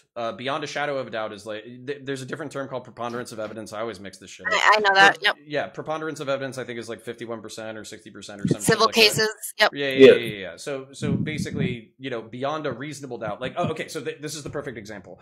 Somebody would have to remind me of the name. But there was, I want to say it was Scott Walker out in San Francisco, where I could be getting the name wrong, but the wife died. She was pregnant at the time. The body was found in, by Alcatraz. It was tied to a cinder block. Her body had burst apart. She was pregnant at the time, and nobody saw him do it, but he was the only person with the motivation. He was texting his girlfriend at the time. He was saying that he was going to be free before his wife was dead. There was a whole bunch of things pointing to him being the culprit, and there was no real alternative explanation except for maybe a burglary that had occurred across the street at approximately the same time. The defense attorneys basically said that it was impossible for him to get the body on the boat and dispose of it properly without flipping the boat, and also this burglary occurred and it didn't work out. He got the death penalty, and then the death penalty was rescinded before he was actually executed. In that kind of case, I think you could set a legal precedent that this is not beyond a shadow of a doubt. It's all pointing to him. There's nobody else, but you don't have pictures of the motherfucker doing it. You don't have videos. You don't have secondary witnesses. You don't have DNA. You do not know that this guy did it. So based the people determining that were people were inherently flawed. Yeah, but this is frustrating for me because like you're acting like systems can't be systemized. Like, I'm acting like systems can't be perfect, especially when people are running them. Yeah, that's exactly. How can we just start putting anybody in a cage and just argue? You're literally trying to argue for like, okay, what about when we get to a point where there's no more human error, right? Because no matter what system we're going to look at, then it's going to have to be judged by individuals, right? Like members of our society are going to have to determine whether or not this is something that like meets the standard. We already have done that when it comes to beyond a reasonable doubt, right? And even though we know what beyond a reasonable doubt means, then that means that there should be no exonerations, yet we have so many of them. That leads me to believe that leads me to believe that even if whatever standard we set, that people's ability to understand that standard and really stick to it is not realistic. So because of that, I'm going to be opposed to it. Okay, so let me address this head on. I would be taking your criticism more seriously if the case that we were talking about tonight wasn't the exact kind of case that I'm talking about. This is beyond a shadow of a doubt. It's not even in dispute. So there are cases that exist like this. No, I listened to you exactly. I feel like you're not processing what I'm saying to you. I am processing. Okay, go ahead and finish, and then I'll steel man what you're saying and tell you why it's stupid. I've already said it 7 fucking times for that. I know. Can I just interject real quick before you guys have your back and forth? Like, you guys are fine to do that. Let me just interject real quick. No, like I think the point. Mad lad. Fuck you, Mad Lad. Fuck you. No. But shit. So the point that we're talking about, like with this specific case, like there are definitely like cut and dry cases that have existed historically where even though we are very much aware of who did it or whatever else, they have gotten out by reason of insanity or circumstances, right? And like the reason we're even having this discussion in the first place is that a circumstance was brought up. Like Prime was saying, he was a teenager influenced by his older brother, and thus people are arguing that he should get a pass, right? So like it's not inherently just like who did it, do we kill him? It's did they do it, and were they of sound mind when they did do it, right? And that's like the discussion that we're having. Do you know the one pass that I would give people is literally if they were mentally incapacitated. If they were paranoid schizophrenics and they were completely unaware of what they were doing. There's no indication of that here. Dashkar Sarnaev is not crazy. He knew what he was doing. He was in consultation with somebody. He knew what the results and the consequences would be. As a result, he should be held accountable for his actions. If I may, yeah, sorry, go ahead, buddy. If I may say one thing, yeah, and I understand. I'm a newcomer to the streams too. I'm trying to respect that, but I just want to add, the guy in this case, the preponderance of evidence was so exorbitant, right? And we've illustrated this. And And what I'm trying to say is I've always been someone critical of application of the death penalty. So, like, I don't want a lot of people killed for things that, like the example given. And what I'm noticing, just to tie it home and be brief, is that your guys' examples are nowhere in the ballpark of what Counterpoints and I are talking about. We are talking about acts of terrorism. You guys, in many of your examples, and I understand those examples, I've related to those examples of an older brother who's a gang member who says, "Yo, take the 9 and show him the business," right? Like, that's a very, very different circumstance, and so we understand that. And in fact, our side understands that. So so I'm just re-illustrating that. Like, we get that, and the application is strictly reserved for when there's such a high bar, and there's only a handful of people that reach that bar, and your guys' examples don't include any of this. You keep saying, well, outside of that. No, not outside of that. For that, specifically for a guy that makes a bunch of homemade bombs and blows up a bunch of athletes that are participating in an American tradition. Yeah, that kind of guy is why we have the death penalty. Okay, man, we'll always be able. I got the final. Here it is. It's really simple. Two things actually. One, I can imagine people having a conversation about, like, what should be the conviction rate, right? And, like, people having a conversation like, okay, so we'll make the standard perfect in this way, that we'll make sure it's beyond a reasonable doubt, and them feeling reasonably confident that as long as we have this standard, that it's beyond a reasonable doubt that we won't ever convict people improperly, yet we still do. And I can imagine now, with that mindset, because we know human error exists, I can imagine that we can arrive at the standard that it'll be beyond a shadow of a doubt. Now that's even higher, and then we will feel confident that should ensure us that we won't be having any wrongful convictions, and we'll still have them. So my question to Counterpoints is: do you think it's reasonable to say that if we apply this standard, that human error will happen, and eventually there will be a person who will be convicted that doesn't accurately meet this standard, and that they will still end up being executed? Do you think that would ever happen? Like, hypothetically, right now, we created the standard, that was it. It needs to be beyond a shadow of a doubt, and that there would ever be a case in which a person was executed improperly because of human error. Do you think that would ever happen? No, and I'll answer why. Okay. Yeah, then you can answer why, but I think at this point, yeah, this is basically an argument against the prison system in general. Okay. No, it's not. Yes, it is. He asked why. I'm going to answer why. So, beyond a reasonable doubt, I can literally look up the standard right now. This is a part of the jury instructions. This means that the prosecution must convince the jury that there is no other reasonable explanation that can come from evidence presented at trial. What that means, so for instance, the same reason that we were talking about the homicide, where the dude killed his wife, the reason why he is convicted, despite nobody seeing him commit the crime, nobody saw him do the murder, there's actually no physical evidence that he did the murder at all. There's just a bunch of circumstantial evidence. He bought a boat a few months before disposing of the body. This woman had no other people who would be interested in her death.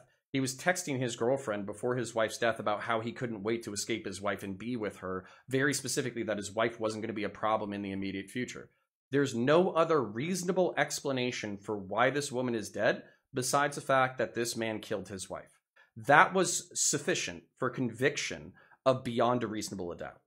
With beyond a shadow of a doubt, as I've said before, Nezzy has backed me up, is you got a picture of the motherfucker, you got videotape. Hi, my name's Connor. This is my social security number. I'm gonna hack this puppy to death along with a bunch of babies. Like, that is going to be the kind of standard that you need. And you're acting like this is, like, technologically infeasible in a world filled with smartphones. With GPS tracking built into everyone's pocket. Cell phones, DNA. And by the way, I got it. I'm yeah, not I saying, love no, it. And the data couldn't be... I'm almost done. And by the way, I'm not saying one piece of evidence that supports conviction. I'm talking about a totality of circumstances, meaning that you have multiple sources that are absolutely pointing to, not even pointing to, this motherfucker did it. And the reason why I'm getting pissy with you is because you keep acting like this is some strange fucking hypothetical. Right. Literally the case that we're talking about tonight is the example I would use. Right. Okay. But it yeah, doesn't it's fine. matter. I get it. So I love it. Just So you're not engaging with it. You're not engaging with my pushback over and over Can I, again. hold on, can I ask one clarifying? We are. No, I'm sorry. We're actually engaging though. Really quickly. I just want to ask a question. I thought that Counterpoint said that it was Scott Peterson and Lacey Peterson is who he's talking about, and I don't remember the specifics of the conviction, but I thought he said that he was convicted to the death penalty, but then the death penalty was overturned. I believe, yeah. If there's a dead woman who was pregnant, who was child, well, then there you go. Like that person was convicted beyond your. Well, I guess you're saying not your measures, but no, but that's a flaw again. Like this Yeah, we obviously know it's flawed. No, it's okay. Because I wanted to say something before you went there in the first place. I was already about to talk really quickly. I'm just going to say really quickly that it's insane to me because basically what you've said thus far now, like by my questioning, was you're basically saying that the beyond a shadow of a doubt would be humanly infallible. And I think any person actually listening to this with half of a brain can obviously see that there's no system that's going to be humanly infallible. Just like beyond a reasonable doubt, a reasonable doubt is not humanly infallible. Neither will beyond a shadow of a doubt. Like just upping the bar doesn't get rid of human fallibility, and that's exactly why it's a problem. Hold on, Fanatic. I would be taking your criticism a lot more to heart if you read the Doshkar Sarnaev case, the thing that brought us to this debate in the first place. I'm not specifically talking. No. Just take 10 minutes out and read the case. You keep doing that. Yeah, I will not do that. I will not do that. I will not do that. Don't because we're not yourself about because the I will not hypothetical do that that. we're I will awesome. not do You're that doing great, because we're buddy. not. I Okay, will not stop. do that Oh my God, because we're not okay. specifically. I am not making a point specifically about this case, and you refuse to engage with that. Because the point it's that I made over the point. Right. The This is like a lock. The point that I made. No, stop. Jesus Christ. Stop. Okay, I'm done talking for the rest of the panel. Okay, Pam wanted to say something before. And Doobie. Yeah, so I was asking with Connor, yes. I actually kind of agree with Connor that there are going to be cases where we know that someone did it, matter of fact. However, I don't think that that's transferable to other cases, right? I don't think there's a high enough standard that you can set that, yes, this case would pass that standard, but that doesn't mean there aren't going to be cases that are closer to the threshold, that are marginal cases. I don't think you can set I think at the end of the day, what you would have to do is you'd have to have an arbitrary policy. I think that's the only way you can ensure, and I think that's the only way you can ensure that no one, in trouble gets this. And I think what Fanatic was trying to say is that, okay, yes, this is one case, but laws are usually general, right? We're talking about standards to set. This isn't a problem because we really care about this Boston bomber guy. Like, oh my God, I care so much. We're talking about this because the precedent we set here is going to have an effect on future cases, right? So it's completely fine for him to apply to alternative cases, in my opinion, because that's what I'm worried about too. Like, I don't give a shit about the Boston bomber. Dude's a fucking prick. I agree. I think that World would probably be better off dead. However, the precedent could harm people in the criminal justice system in the future, which is what I think that a lot of us are worried about. We're not worried about him specifically. Yeah, it'll harm people that bomb marathons. Hold on. No. It'll harm families of survivors. No, we got it. I'm sorry, we got to get other people in here. We don't have a limited amount of time left. All right, go ahead, Doobie. Yeah, so I'm just wondering, like, how far you guys would take this, right? So, like, Dylan Roof, for example, I don't think there's any reason to believe Dylan Roof didn't kill those people. Nicholas Cruz, if the guy who did the Pulse nightclub shooting, that piece of shit, if he survived, like, should we keep him alive forever? Is there like any reason to believe that this person shouldn't just be executed? Like, yeah, I understand. There are cases where there is like some, you make a case and then you go to the jury and, hey, if there's beyond like a reasonable doubt or whatever, hey, these people are going to get convicted and hey, maybe that's not enough for you guys. But there do exist cases where there is zero doubt. We know this is the person for sure, 1,000%, zero possibility that it's anybody else. And you're telling me even in those cases, right? If what happened in New Zealand had happened in the United States, where this guy recorded himself massacring like 50 people for no fucking reason, right? If that had happened here in the United States, you think that person should be allowed to live? You think we should pay to keep this piece of shit alive? Like, why? I really don't understand. Okay, well, I'll explain why. You will always be able to find cases that meet your particular standard, right? But that doesn't mean you can set a general standard going forward in the No, future. that's exactly what that means. That's exactly what that means. Hold on. Excuse me. Hold on. I need him to hear himself. Okay. You just said if you can't set a standard because you will always find a case that will reach that standard.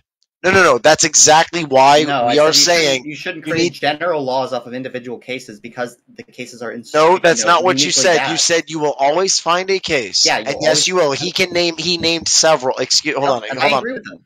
Okay, so since we can always find a case, hear me out. We can always find a case at this level. This is the level we apply it at. That is a case for our argument, not against it. But it's not a general level. It's arbitrary. You picking and choosing, like, I think this one meets level. It's this level. You're not coming up with some sort of system that can be applied generally in the future. Okay, hold on. Wait, the whole thing. The problem is like everything that you guys are talking, even like with law, everything's up to interpretation, and people have to interpret that. No, I wish. Well, no, active terrorism is defined in the penal code. We have that. Wait, hold on. Can I ask a question really quick? No, Connor, please. So if one of these people admitted they did this thing, right, and they were proud of it, like the guy in New Zealand was, right? He admitted it and he's proud of it. Hey, I did this fucking thing. So if the standard was that they plead guilty to this thing, right, that they're accusing them of, and beyond that, there's no fucking reason to believe they didn't do this thing. Is that enough for you guys? Who the hell is going to plead guilty if they know that that's going to happen? Unless that's what they hold on, shut up. Unless that's what they want. Okay, right. I don't care what they want. I don't care what they want. I want them dead.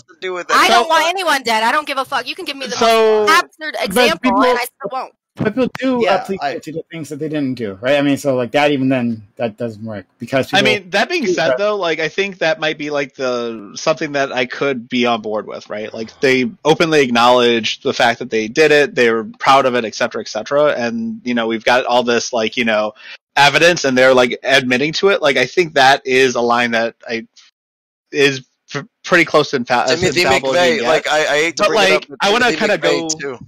Well, I kind of want to go in a different direction though, because I think that like we're talking about like all this legal precedent on like a small scale and not addressing like the big scale. So like, we're talking about like this sort of like federal policy where people get the death penalty because an administration insists on this happening, right?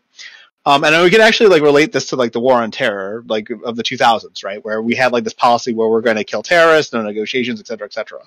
And we had the situation, and I'm not sure exactly how we're going to tie this in, so I'm going to kind of like leave it open and let you guys figure out how this fits. Where Anwar al-Awlaki, I'm not saying his name right, al-Awlaki, I think, was he worked for Osama bin Laden at some point.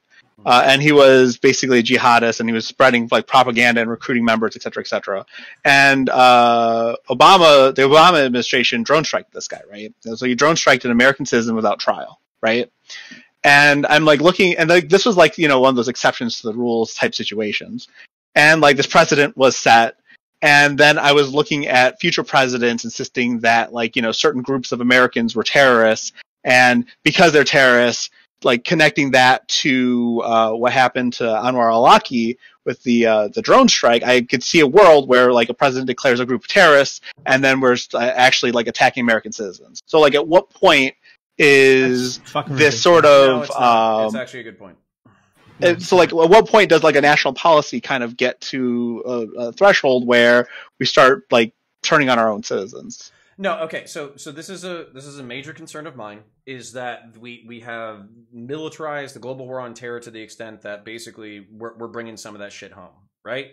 And when I see basically vast swaths of the American populace being declared terrorists on social media, even if the descriptions are fucking accurate, I see this shit as a fucking stepping stone where the government is creating consensus to the point that they're trying to open up this legalistic can of worms, at which point they can start bending the law. So I completely understand your concern, but unfortunately I feel like it opens up a can of worms that's like not relevant to what I want to bring forward to you right now. So my point, I've said this again and again and again and again, beyond a reasonable doubt and beyond a shadow of a doubt are not the same thing. And if Pisco were here, I would hope, while completely disagreeing with me on whether or not capital punishment was, worthy or whatever, he would say that these terms have specific definitions, that they use case precedent in order to set standards, that you can set those standards very specifically, that judiciaries know what these words mean. So to us, on the outside, they can seem very vague and opaque, but to the inside, they have very clear legalistic definitions that are they're repeatable, almost to the point of like a science experiment based off of case law and definitional understanding. Now, sure. So right. wait, I actually wanted to tie this together, though. Wait. I want to concede a small point of it. There's lawyeristic cunts that are going to play with the meaning of words in order to get what they want. So I'm conceding that up front, but I'm telling you, you could make the acting like you cannot create the standard to be airtight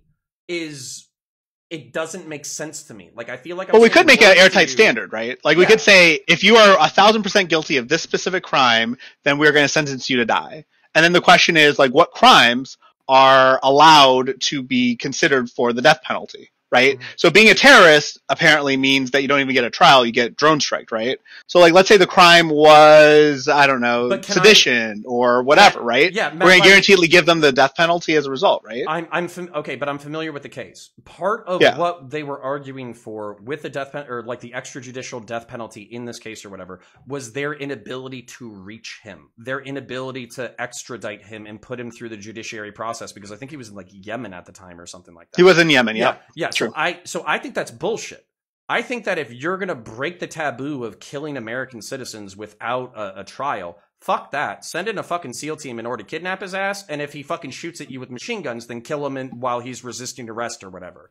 But I'm just saying that there is even nuance to the legalistic case that you're talking about very specifically. And by the way, so this is something that I think you were poking at. You were saying that like terrorism is death penalty? No.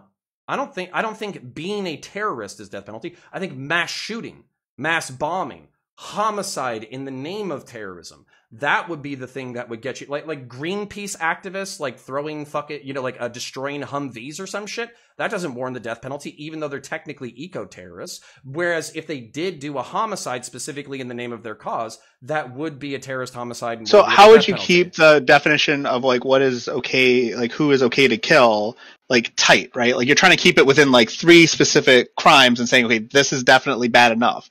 Like, what's to say that this precedent wouldn't like just kind of sort of filter down and a future generation wouldn't decide that, okay, we can add this crime, we can add this crime, we can add this crime. This is pretty heinous, we should add this, right? They could, but weirdly enough, I feel like we're in an opposite cultural direction. I'm literally on a panel with 2 people who are mildly sympathetic and 2 people who are pro-death penalty. We're literally outnumbered like fucking 1 to 4 on this fucking panel. I think the cultural zeitgeist is going in the opposite direction, where this is going to become more restricted over time, not more liberal.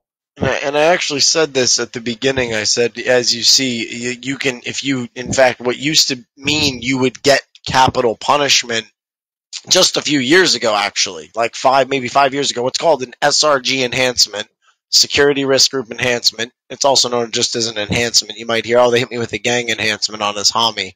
Well, on a homicide charge, they can enhance it, and that'll allow them to pursue certain things. But what you're seeing in the legal sector is actually DAs are opting to go for reformative solutions. Like, no, we'll give you 20 years, and if you behave for 20 years, you're out on parole.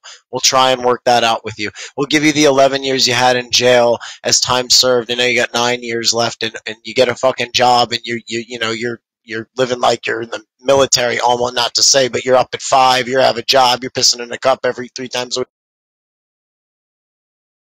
week. Yeah, we lost your audio. Mike's dead. Oh, I'm sorry. Anyway, we're not going in the direction of let's kill these folks. We're going in the direction of let's give them 20 years, 30 years. They were in a gang. They shot someone when they were 20 years old in the name of a gang.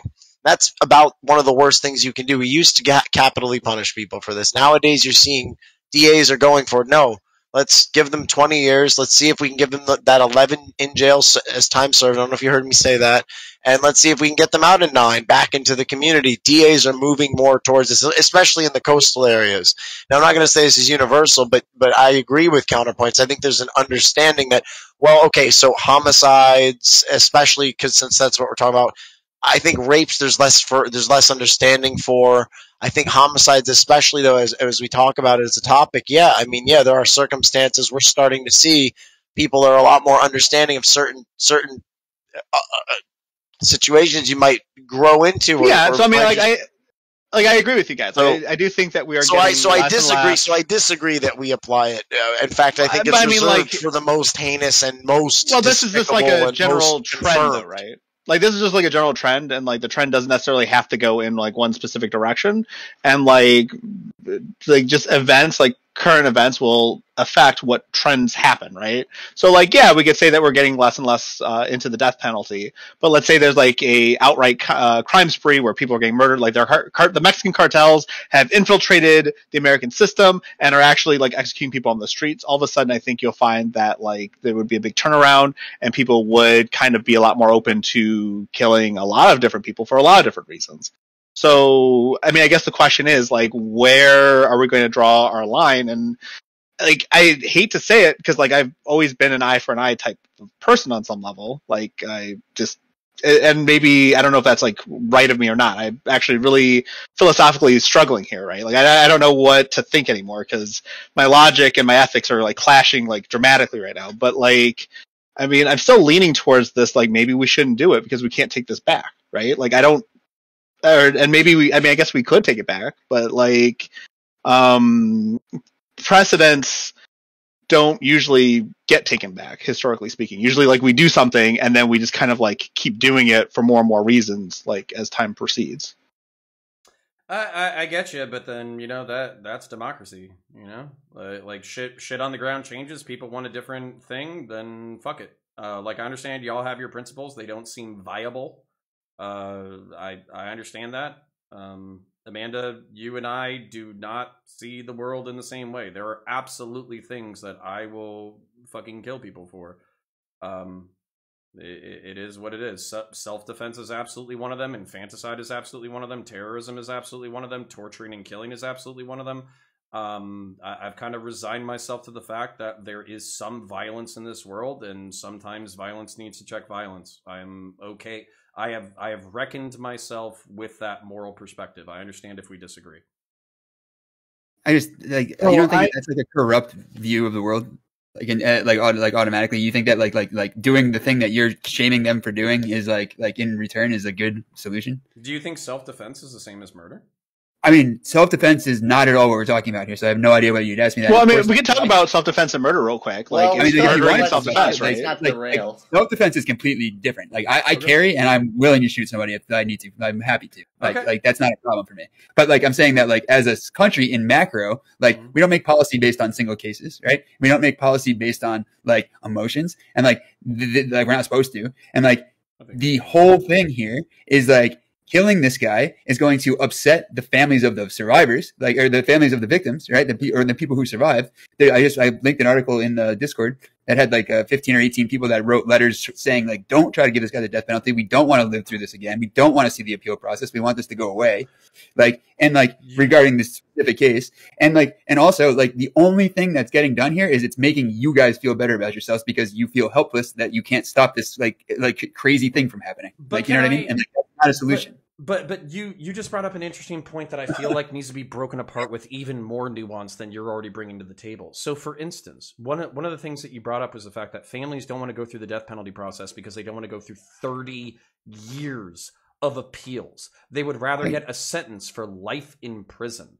This is a self-imposed administrative issue, which, by the way, technically, I agree with y'all on an incremental basis where a lot of crimes that are currently capital punishment shouldn't be capital punishment because it's going to waste administrative time because you can't prove beyond a shadow of a doubt that this person did it. So you have to keep relitigating it over and over and over again. Whereas if you had 1,000% certainty that this person was guilty and they were guilty specifically of heinous crimes that are described, then you could say, hey, fuck it. The only thing that we're doing is we're doing like a 5-year appeals process. 5-year appeals process is not to relitigate the case. It's only to guarantee that all of the steps were followed and all of the legal definitions were followed. If there's no holes in this thing, then we're going to go ahead and smash this dude in 5 years with a $10 shot of heroin.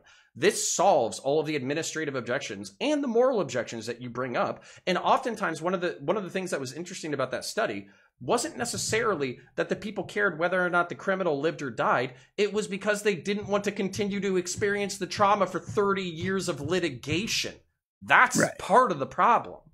I understand that, but the flip side of that is they're saying that there's no relief to be had. There's no upside in killing the guy. Do you know what? That's what they're saying. And here's a concession. I would say that society has an interest in putting this person to death, but I would also say that the family of the victim should be a variable under consideration, where let's say that it's a single homicide where somebody was tortured, or it's a child who is the victim, and the family is saying, the family is saying, we don't want this person put to death. I think that should be a variable on deciding whether or not capital punishment is appropriate. Sure. I that is a very fair way to look at it. But like, in my opinion, I think that like there's no gain that it outweighs any of the substantial downsides of allowing capital punishment to exist in the first place. Like, we know for a fact it kills innocent people. We know for a fact that happens. We also know for a fact that there is like no foreseeable future in which we will be able to be 100% sure that 100% of the people that get this punishment were 100% guilty of the thing we're accusing them of. It is impossible to hold that standard. I understand we can get close, but that means that somebody eventually is going to die, like that doesn't deserve to die. And I'm not okay with that. And then besides that, like, the examples that we use when foreign countries are like authoritarian hellscapes, like we want to compare it to China, right? And we'll say that China's like, system is backwards for X, Y, and Z reasons. This is the type of ideology that drives people to become the kind of terrorist that you're afraid of, like, or that we're trying to deal with here. Right? Like, this is the type of thing that, like, this moral corruption is something that gets leveraged into a major slight against this country that, like, we ought to just nip it in the bud and not do this. I think, like, every other first world country, like all the European countries, most of the European countries have gotten rid of this. Like, I think most of the European countries, in fact, I think every European country has like a maximum sentencing allowance of like 30 years. And in a lot of places, I think it's 20, no matter what you did. Like, and like those things I'm not necessarily advocating for with as much fervor as I am saying that the death penalty needs to go away. Well, if it makes you feel any better, I'm a fucking barbarian. I'm going the fucking Don't do that. No, fuck that. Don't do that. Don't do that. That's bullshit. I'm telling you that our position is less popular. What's barbaric is allowing people that have massacred innocent people to exist. That's barbaric. Why? What is That's fucking disgusting. Continuing to feed how is their give them existence health care barbaric? and pay for their fucking heart transplants and shit like that, like we did for what's his Charles Manson had heart surgery and shit, or Charles Ng who died of medical complications after like fucking cancer that we were paying for, by the way, for over a decade. You got ridiculous. That's barbaric. Allowing those disgusting pieces of shit to exist in this country, well, we know that they did these things. That's barbaric, right? Because what? Because you're afraid that you're going to feel bad if you maybe get the wrong person. But I mean, really, it's not even about feeling bad. It's like literally. Stop. If you look at the people that have been exonerated of like the death penalty, most of these cases are from like the 80s and the late 70s, early 80s, early 90s, when we didn't really have a lot of the techniques we have now that get people put onto death row in the first place now. So yeah, a lot of those cases are being re-examined with new techniques to look at evidence, and some of these people are getting exonerated. A very tiny percentage of them, by the way, but some of them, yes, are being exonerated. And this is part of the appeal process, right? We go through the evidence again. If a new technique comes out, the defense can say, "Hey, we want it to go through this process," and hey, sometimes it works out. Most of the time it doesn't. 98% of the time, they're still fucking guilty and on death row. And a lot of these people admit that they did these things. A lot of these people have pleaded guilty. A lot of these people are on video doing these things. Right? So what's barbaric to me, right, is allowing these people to exist. And I don't really care if, like, I think it's like it's like 40% of the families report like closure right after these people are killed, right? But really, that question itself is kind of fucked. Hey, did this person die help you heal, or did this person die give you closure? No, because the family member that they took away from you is still gone, right? So that doesn't really help. These people are still emotionally damaged. They're going to be emotionally damaged for life. All I'm suggesting is that we stop paying for these pieces of shit and we get rid of them. So, are you okay with an innocent person dying for? That is unfortunately. Is that what you're saying? That is unfortunately a reality of having any criminal justice system at all. Sometimes people are going to get locked up for 30 years and they didn't do shit. right? Sometimes people are going to plead guilty to shit they didn't do because they felt pressured, their family was threatened, and we're never going to find out. And those people will suffer. Their lives will be destroyed. Their families will be destroyed. These totally innocent people. This is just the reality of having a justice system. Okay, That's so. I mean, no, it is have to be a there's an like asymmetry. You can unjail someone, right? So the Wait, death hold penalty on. is something completely no, listen unique. to what, no, but No, I mean, compare they this lose to their the lives standard- either way. Compare But, this to the standard you guys were creating, right? Hey, we don't know 100% of the time. We can't know perfectly if these people were guilty. So we just shouldn't execute them. Well, hey, that we can know perfectly that everybody that's in prison for 30 years right now, 25 years, 10 years, has their fucking lives destroyed, their families destroyed. True. For fucking generations sometimes, right? No, it's absolutely true. We but can't like know the thing that they is, are like 100% guilty. We don't have perfect knowledge, right? So hey, maybe but it we doesn't have to be shouldn't put them in perfect. It's prison for hedging 10 our years. bets, right? Like there's a clear difference between death penalty and like locking someone away for 25 years and their lives are like mostly ruined, and then they get like, you know, a retirement bonus of like $5 million, right? Like there's a clear difference between those two scenarios. But hey, if we and like I know we are somebody- using this term barbaric, like I don't if think we execute somebody wrongfully, we'll pay out the family $5 million and move on. Okay, shit happens sometimes. We have a justice system. Mistakes happen. Yeah, like We're I get humans. the We gotta shit accept some error happens and it's sometimes, gonna and we happen. move forward. It's But again, argument. But it doesn't It's have to 90, happen. 90 Like, hold on, society hold on. serves It's 2 just as point. well It's like if they're it's in under jail. 3% No. of these It people. doesn't as have far- to Under happen. 3% of these people have You been just- exonerated I'm sorry, since the but, like, 70s. So I- 90-something% of these people are guilty. They did do shit. 90-something. No. The It's like, most- it's okay, like like, 97% dude, of like, the these most people logical- are on death row because they did awful shit that lets Okay, them be sure, on death but row and they should be 3% is executed. important, Like, right? look, This is like the 3% only It's not lo- important no, enough to hold throw on, away the everybody. entire fucking concept. No, Okay. that's ridiculous. This is You like can't use the ideologically it's just too inconsistent bad argument here. Hold on. with your You can't drug use the stick. it's just too bad argument here because there's literally a very minimal downside of just jailing them in prison for the rest of their life. What?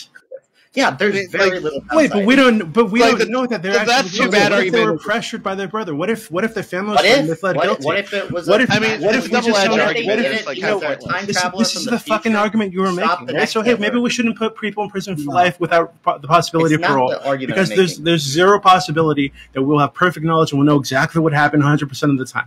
My Okay, argument so, like, isn't based on That's perfect too knowledge, bad though. is a Some double-edged trade-off. argument that can be applied to anything, and it's completely irrelevant. Let's just like get like to the tax, so to speak. Wait, Like, the but whole the point argument you guys here- are making was basically Nirvana fallacy for the last hour.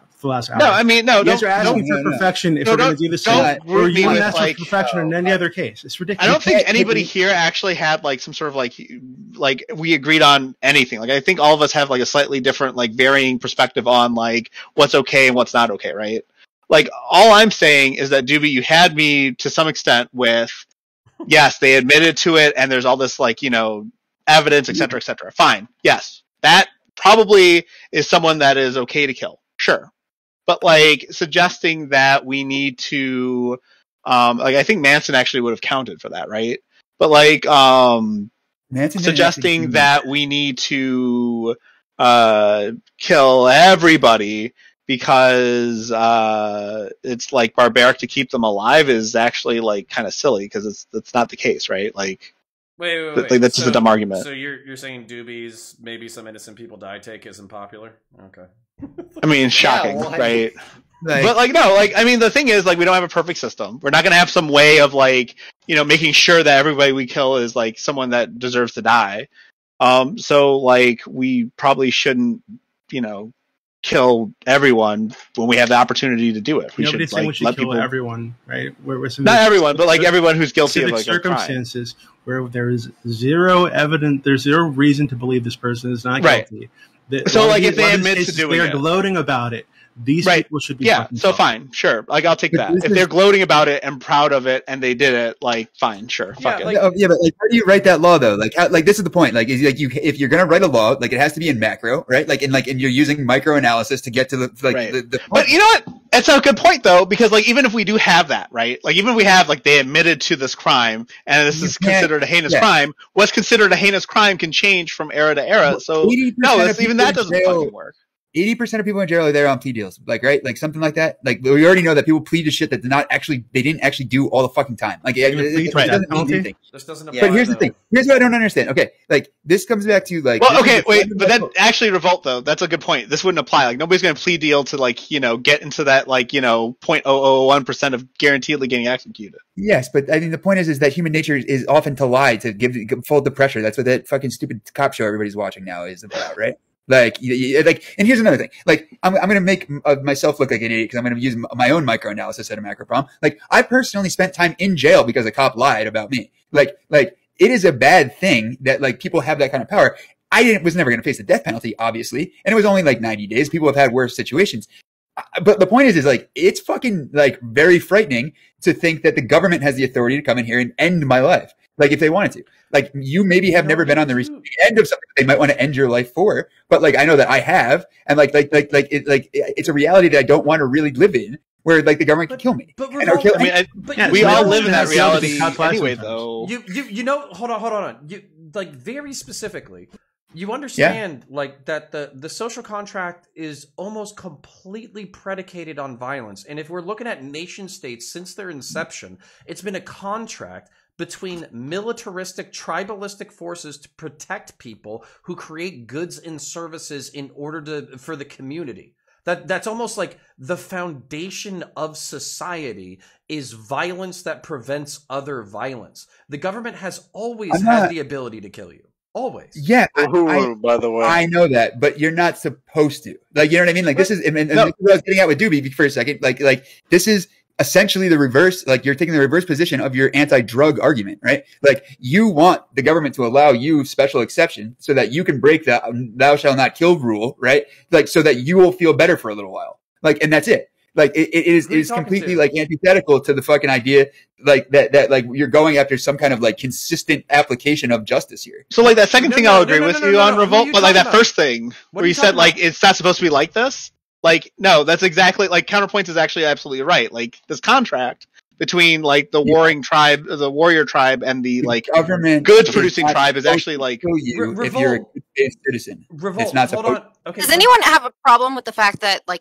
a president, the administration, is the one wanting to do this and calling on it? I mean, I don't actually think that's a problem because I think it's a huge problem. Like.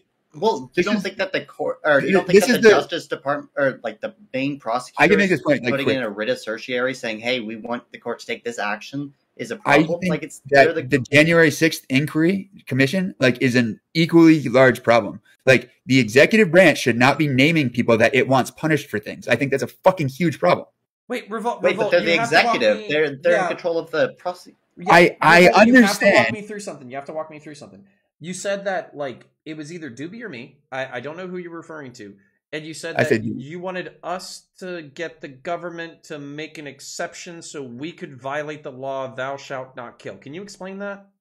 Yeah. Like I was memeing slightly, but like the point is that like you're not allowed to kill anybody. Like murder is illegal. Like and you guys want to kill somebody, and like the reasons you want to kill somebody are that they had like also killed somebody, I guess. And like the point is that like it is just inconsistent to say that like we're making this exception to an otherwise steadfast rule that's universal across the land. No. Like I want to be very specific because this is actually something that's really frustrating for me in Twitch and Twitter politics. We use murder left, right, and center to describe any kind of homicide. Murder is very specific. It's an illegal action. It is not something that's done by the state. Also, self-defense is not murder.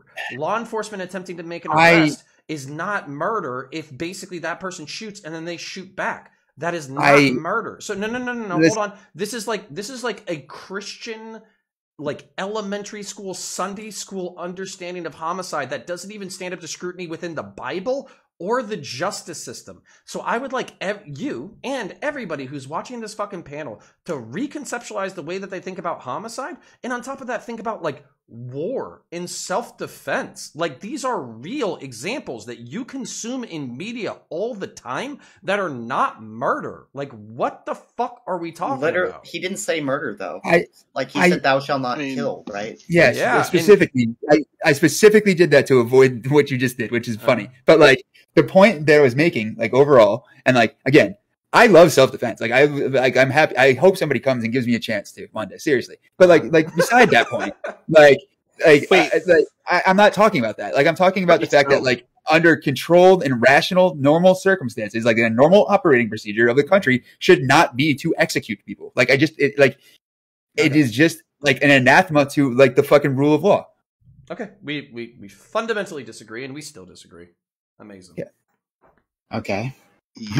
So what should we do about this disagreement now? Sorry. I'm gonna break into Revolt's house, and we're gonna see what's up. Yeah, let's see what happens. We got a couple of big dogs, and then like from there it's shotguns. So we'll find out. Okay. Yo, I don't. All memes. All memes. Any which way. Oh, that got weird. So to my audience, we will continue on with the content. We are going to go into our open walk-on panel right after this. We're just going to end this, give these individuals a outro, but we'll still have content for you as we always do. If you have enjoyed this content, hit that follow button right now and make sure notifications are on so you know I'm going live every 6 nights a week. Don't want you to miss out on all the content that we provide. Exclamation for social and chat. Or our social media, follow us on Facebook.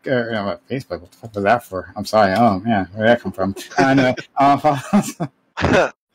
That's right. Get on Facebook. Follow us on Twitter for channel updates.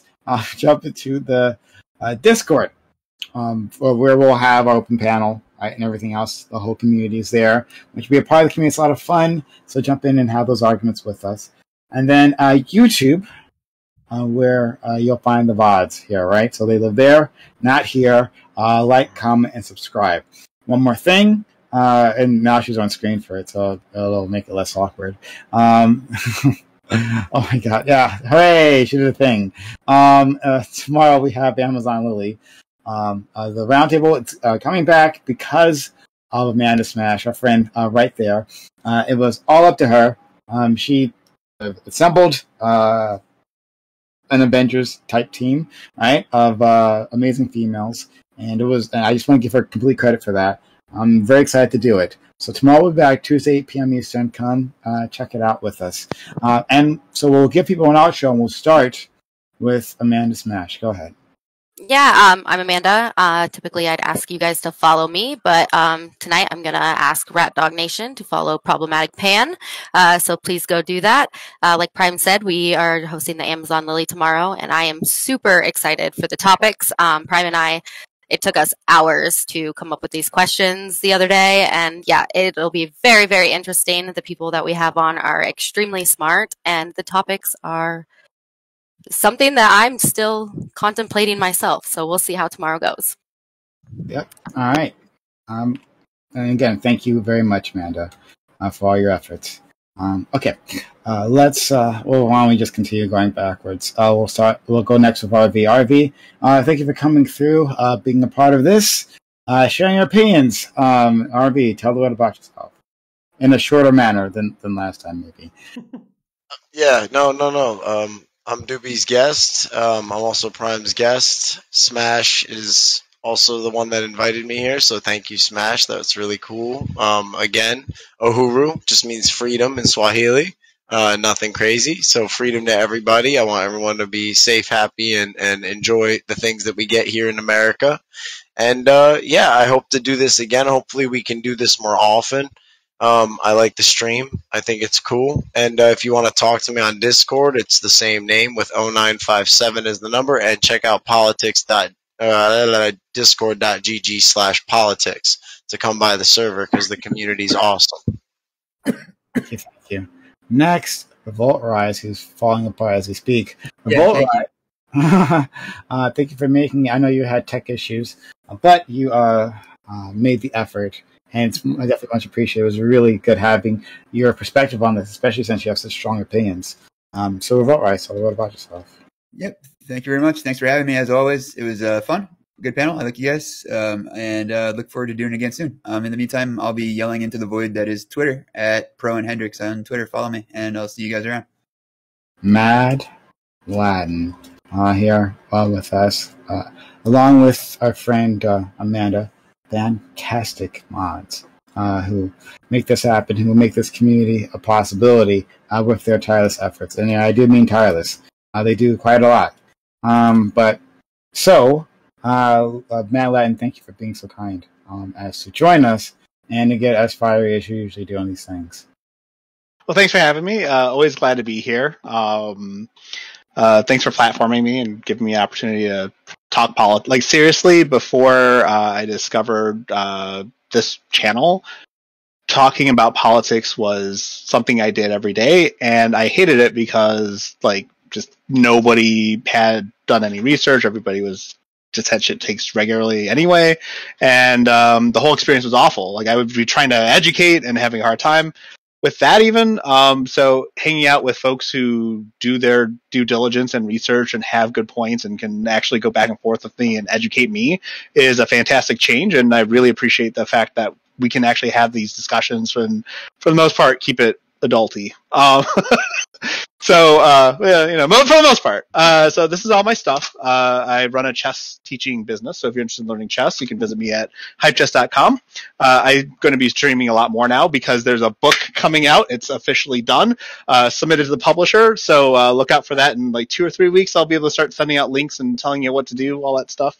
It's going to be like a beginner intermediate level book. I think it's like, for those of you who know chess, it's like good through 2000 ELO in a sense. But it's fine for beginners to pick up. It's fine for really strong players to pick up. It's just really good chess philosophy combined with like what to do. So I'm really excited about it. You can follow me on Twitter. I'll be posting more about this book soon. And then my Twitch handle is there. And yes, GSU, we've got training to do because our Bughouse experience was awful. We have to work on that. But yeah, thanks for having me here. Always glad to be a part of the panels for sure. Thank you. All right. And also, once again, very proud. Got a book coming out. So much work to do that. But you made it happen. So good on you. Thanks. Dark Lord and Savior, Doobie, strikes again. Doobie, thank you for coming through and giving your interesting perspective on this. I wish I had gotten a chance to engage with you more on this topic.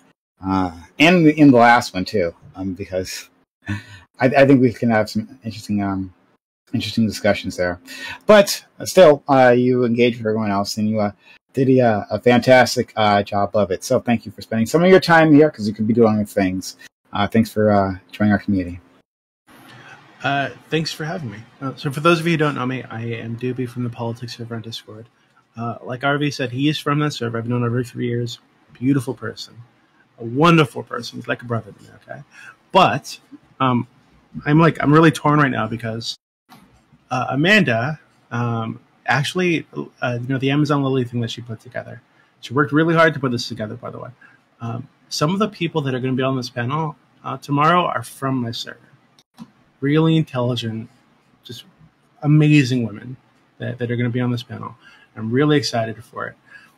But it's like a double-edged sword because we also have like Yakubian antics from Amanda trying to steal the rat dog thing from me, trying to appropriate my brand. Really fucked up. I don't appreciate it. Fucking colonizer. So please don't do that. But thank you for putting together the Amazon Lily. Prem, thank you for having me. I had a great time. Fuck you, rat dog's mine.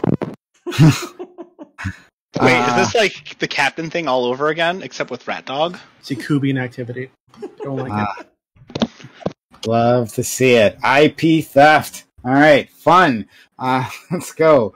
Next, we have a VIP. His name is Counterpoints. Counterpoints, thank you so much for coming. Thank you for barely holding it together, but doing all that here. There's other places where you could scream like a maniac, but you scream like a maniac here on my channel. That's much appreciated. So, Counterpoints, tell a little about yourself. Yeah, so my name is Connor. I identify as centrist or center-right. I'm a Marine veteran, law enforcement veteran, and a science fiction and political and philosophy nerd. If you're into Warhammer 40,000, science fiction, religion, or any of that kind of crap, type in !Connor, !CONOR into Prime's chat. You should be able to pull me up. Alternatively, you can type in Counterpoints common spelling into YouTube or do _Counterpoints_ on Twitter, and you can find me there as well. I would recommend following and subbing to all these beautiful people, but in particular, if you haven't followed Prime already, please do so. He's obviously put together, these 10 heads bouncing off of each other and screaming at each other for weeks and weeks and weeks and months and months and months. And I do appreciate his hard work. It is, I will probably die on stream from a cardiovascular related incident, but it is fun in the meantime. Also, I got to meet Problematic Pan before he started streaming.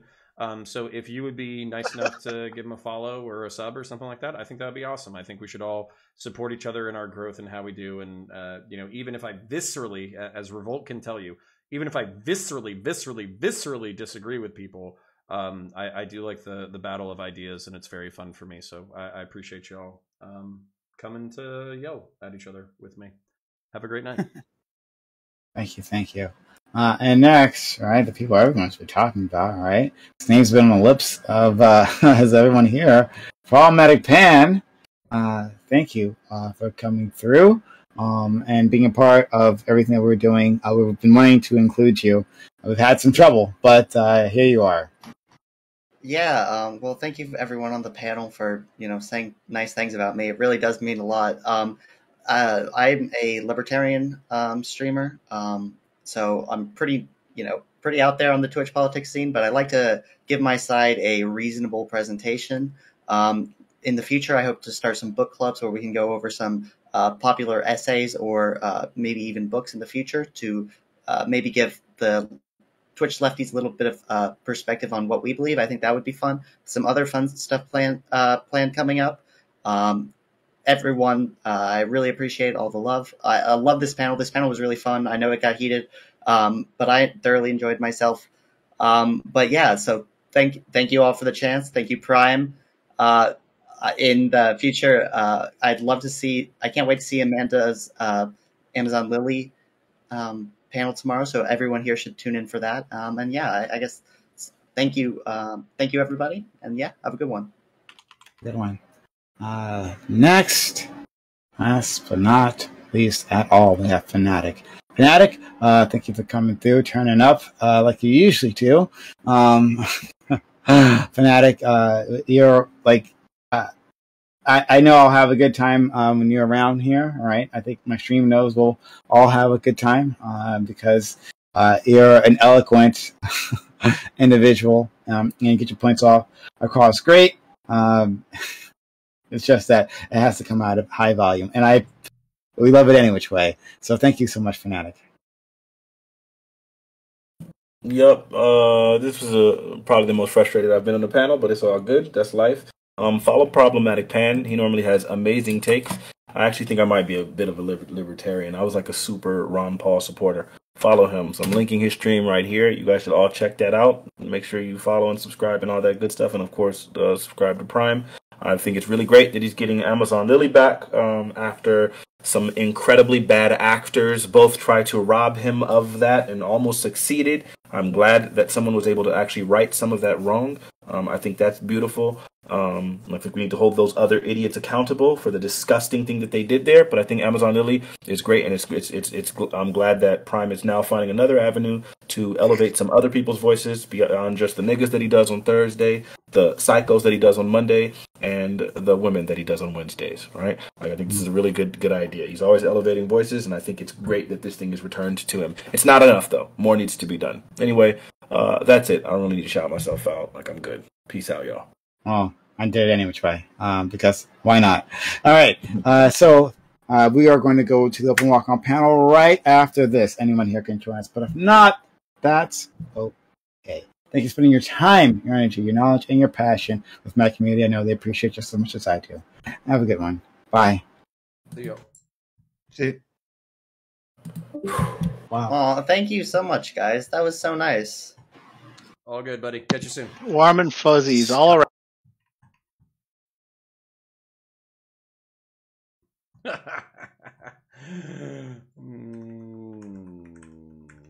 Nice. All right. Well, we have an excellent thumbnail for this stream. Holy fucking shit. And give me a second. I'll be answering questions if you want to do so now on Twitch or Twitter, or not Twitch or Twitter, Twitch or YouTube. If you want to start doing @counterpoints now, we will be answering questions and all of that baloney. So at Counterpoints in the chat, if you want to do a membership and you want me to personally thank you, or if you want to do a super chat and you want me to personally thank you, if you want to go to patreon.com/counterpoints and become a member or a supporter, now's the time to do it. And then if you're on Twitch, just keep watching. That's all I need you to do. I just need you to up those hours so we can get to affiliate. And, the people who are on Twitch are appreciated. So go ahead and ask your questions. And Twitch, I will answer all questions on Twitch. I will answer all questions on YouTube before we continue anywhere else. So when I catch up with the questions or when we're done, if you want your question answered, do add Counterpoints in the chat. You do not have to spend any money at all if you want me to answer your questions. I will answer all of your questions. Feel free to ask as many as you want. I love participating with my audience. It's one of the best parts of my night. So, but if you do have a couple of dollary dues, then I'm not going to complain either. So let me pull up Twitch. Thank you to the 8 people watching on Twitch, and thank you to the 60 people who were watching on YouTube, now down to 40. But I'm going to pull your stuff up so I can answer your questions. Again, sincerely appreciate you hanging out with me tonight. So, clicking on the stream, checking in on Twitch. Are we going to collab on that PC? The Turk. So the Turk, we are only missing $300 worth of parts. My editor, Taze, has the remaining list. We're going to basically purchase those things within the next week. So if you want me to order the parts through you, I don't exactly have a problem for it, but I think we got like 80 to 90% of the build done. So that's totally up to you, buddy. I don't know if that's going to be that's gonna be whatever. All right, well, hey, buddy, I'll hit you up in DMs and we'll consult Taze to see what's left and see if we can hook it in. And then let me check in. I'm only seeing the Turk right now, so Twitch chat. I am just now loading into chat. So if you guys do have questions and you already typed them into chat, do add Counterpoints right now, and I will answer your questions. I'm gonna go over to YouTube chat right now, check in on everybody. Scroll up, scroll up. Let's do the questions. At Kung Fu Joe. At Counterpoints, can you really say anything about criminal justice as it's greedy, sexist, racist, politically motivated, and for profit before you get that fixed? I don't fucking know, man. I literally was presenting these people with fucking hypotheticals, and they're like, oh, we're not going to engage with the hypothetical. I'm just going to bring up how the system is fucked up now. And it's like, that's the whole purpose of a hypothetical. Like that... okay, Fanatic is sometimes performatively angry. I was not performatively angry with him. This has been a long time fucking coming from a previous debate that we did where he was just like monstrous asshole. It was actually the Lauren Southern debate where he thought that I was like, if anything, I was giving him and Rose all of the rope in the world through which to debate, and he was still bitching that I was like moving on subjects, despite them specifically being moved on at 45 minutes. So I think he thought that I was like defending Lauren when they had her on the ropes or something like that. And it was like, dude, you already got more than enough of your fucking teeth in. Stop fucking complaining. And then he's been a fucking ripe asshole to me ever since. And I tolerated it a couple of times, and I'm fucking sick of it. So pretty much anytime he comes at me crazy, I'm going at him crazy. He can go fuck himself. He's not the only person that can talk shit on fucking Twitch. I'm not saying I can talk shit well, but he's not the only person that can talk shit in an angry manner. Kung Fu Joe at Counterpoints, a social contract, ha ha ha. Do you believe in fairy tales? That is something they tell kids so they don't give up before they are productive. I would like to see how your life is going, Kung Fu Joe. I know your comments, and they tend to be pretty doomers, so I would be interested in evaluating your life before I started taking advice from you. For one, they are printing you into the poorhouse. Oh God, are you a libertarian? That's scary. All right, anyways. Weekend Jail at Counterpoints, please personally thank me, lol. Thank you, Weekend Jail. Your membership, your donations, your assistance, your participation in the Discord is sincerely appreciated. Thank you to the members of my community. It is always beautiful to see encouragement, both verbally, financially, socially, subscriptions, growth, talk, participation, deep and interesting comments, anything that you guys have, I am more than happy to take. The amount of like love and outpouring that we've had as a community, it encourages me for the future. I think we're going to do very well. I'm not saying that we're instantly going to be able to go professional or anything like that, but it is very encouraging for the future, and I want to grow as a community, and I want to do interesting things in the future and interesting content in the future. So thank you, Weekend Jail, for enabling that with some of your donations. Ericoda at Counterpoints. So I heard you worked in Central Florida. You wrestle any gators. Yeah, Ericoda. I actually have a picture. I'll share it sometime. You can check my Twitter, but my Twitter is like 8,000 memes, so I don't think you'll find it. I'll tweet it tonight, actually. I have a picture of me. There was a baby gator who was walking in the highway, and we got a call. There's no lakes around that portion of the highway, so we got a call from the local business. And I don't know what came over me, because I'm not even trained to deal with gators, but it was only like 2 to 3 feet long. So I actually like put on my gloves and pinned its neck to the ground, grabbed its mouth shut and held it, and then picked it up.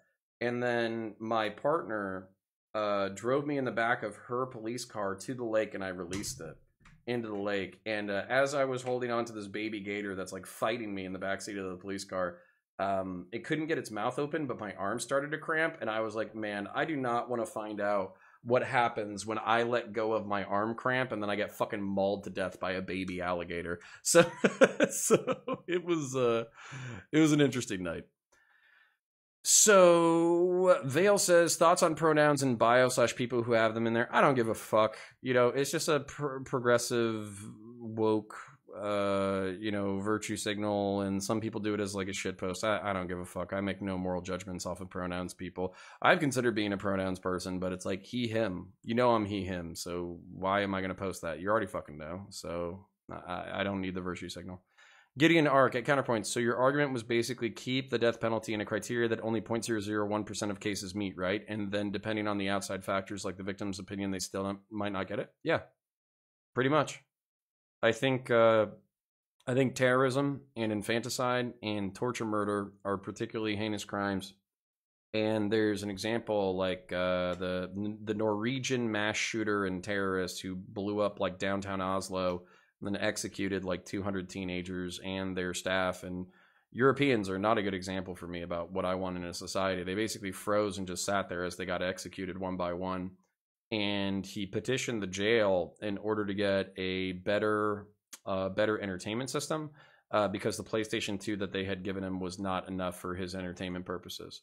So fuck that. Walk him behind the fucking jail and put a 45 cal in the back of his fucking head. So that's the way I feel about it. Weekend jail at Counterpoints. I was cooking up for a good part of the stream, but what the fuck was up with that fanatic dude? Yeah, so you might have just missed it, but we've had a couple of debates where we were at each other's throats, and he comes at me fucking crazy, and I'm tired of turning the other cheek. I've turned the other cheek like a dozen times. He's been a complete fucking cunt. I'm done turning the other cheek.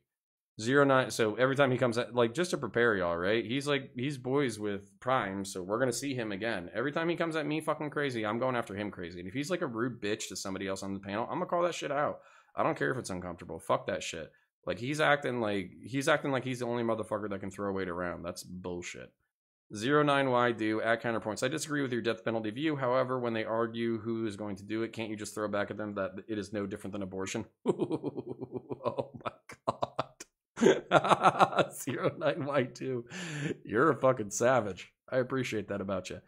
Arakota at Counterpoints. I hope someone clipped when the cat-eared chick revealed that she wasn't paying attention. The look on your face was amazing. Oh shit, I missed that. So definitely send me a clip of that. Weekend jail, $5. More 40K content, you know. I've watched the whole playlist and need more. Also aliens, you know. Well, yes, we will do aliens eventually. I do have a Hell's Reach episode coming out for you on Wednesday. So that'll be good. The Angels of Death episodes are currently under copyright review. So once they get released by fair use, I'll release them weekly. We'll keep going with Hell's Reach until Angels of Death gets released. And then obviously we will move into Aliens. So I am very excited about a lot of the things that we have cooked up. You Catastrophe at Counterpoints. How much evidence is there of innocent people being executed because people on death row being exonerated is actually evidence of the overall system working properly? Yes and no. Some of them have been posthumous, so that's not great. We'll evaluate it, but I have some stories on that, basically. ZJW74 at Counterpoints. Loving the 8 Enfrahams? I have no idea what the fuck that means, ZJW. Oh, the infrahas energy. Typing at work with gloves on sucks. I am a mongoloid. What have you created? Yeah, sorry about that. I was not trying to go like a fucking lunatic, but I'm not putting up with fucking Fanatic being a fucking rude ass motherfucker anymore. Arakota at counterpoints. It seemed to me that the only permanent and fast solution to the Mexico situation is to annex it or something like that. Kind of sad that everyone's proposals would take hundreds of years to come about. Yeah, and that's the thing is, like, it's a good solution, but it's incredibly unpopular. So, you know. Weekend Jail says, now everybody go support counterpoints. Appreciate you, buddy. Gideon Arc at counterpoints. Where do you rank Chagati Khan in your list of most favorite to least favorite Primarchs? Unfortunately, Chagati Khan is, like, my least favorite, not because of anything he's done wrong. As a matter of fact, I like him making fun of Fulgrim, but I'm just not into Space Mongols. I'm sorry, it's just not a thing. Like, it's like the least interesting to me, but I think that's like a cultural thing. So I just haven't been exposed to any Mongolian lore except for, like, they conquered the known world and lost their empire, like, 80 years later. So I don't know. I mean, it's cool. I can understand why other people would think it's cool. I think that, like, throat metal is fucking awesome, but that's about it. Vale at counterpoints, explain the green penises. We need answers for our mental health. That's called the green weenie. It's a sorry, Gideon Arc. The green weenie. It's a military term, and Gideon Arc. I'll correct my opinion in a second. Hold on. So. It's the green weenie. The green weenie is a metaphorical force in the military that is constantly fucking you over. That's all it is. All right, so let's go over, like, least favorite. Perturabo is by far my least favorite because he's rude and he's shitty and he treats his fucking troops poorly and he's an asshole. And I also don't like the robotic shit. I'm not as into it. Then I would say it's probably Angron. And the reason why is because they're the people that I can't sympathize with the most because they're dicks and they butcher civilians and they're fucking assholes. So, you know, fuck him. Next is probably Fulgrim. Because while I do like the aesthetic of the Loyalist, I do like the aesthetics of the Emperor's Children, but I hate what they became. So it's hard for me to like them. Then it would probably be the Thousand Suns. So it would be, you know, I'm so fucking tired, dude. The dude with the tit horns. Holy shit. Magnus. Be Magnus after that. And it's not because I actually like Magnus because he was trying to do the right thing, but then he got fucked over. And then I would say as far as, like, favorite Primarch, I love pre-Fall Horus Lupercal. He's my favorite. I fucking love him. If I could be a loyalist Luna Wolf, I would be, but I can't. That sucks. And then after that, it's Sanguinius. And then after that, I don't like Gilliman. I like his chapter. Then this is the funny thing. So I'm just going to correct my opinion really quick, and then I'm going to move on. So we're not just talking about Primarchs for the next fucking 10 minutes. So Jakadi Khan, I like more than Gilliman, despite liking Gilliman's chapter better because I love Space Romans. But I don't think about him because I haven't been exposed to his lore, and I don't identify with being a Mongolian. So I'm sorry about that, Gideon Arc. So, anyways, let's move on. Otherwise, we're going to be talking about 40k lore for the next fucking hour. 09Y do at counterpoints. Lol, I meant that whoever is undertaking the death penalty or abortion is going to be dealing with a morally questionable and mentally difficult job. Yeah, I know. And that would have absolutely fucked up, like, the people in that conversation. ZJW74 at counterpoints for the death penalty topic. You can also bring up Saddam and bin Laden. I doubt many people will want to pay for their life sentence. Yeah, interesting. Luna Wolves or Sons of Horus? Luna Wolves, all the way. Arakota at counterpoints. What do you think about the Octarius situation in the lore? Krieg versus orcs and Tyranids. Interesting. Sounds like something that I need to explore more. Although I guess the new kill team box is Octarius, isn't it? So I need to explore it more. I mean, I love Krieg, I love orcs, and I love Nids. I love to hate orcs, and I love to hate Nids.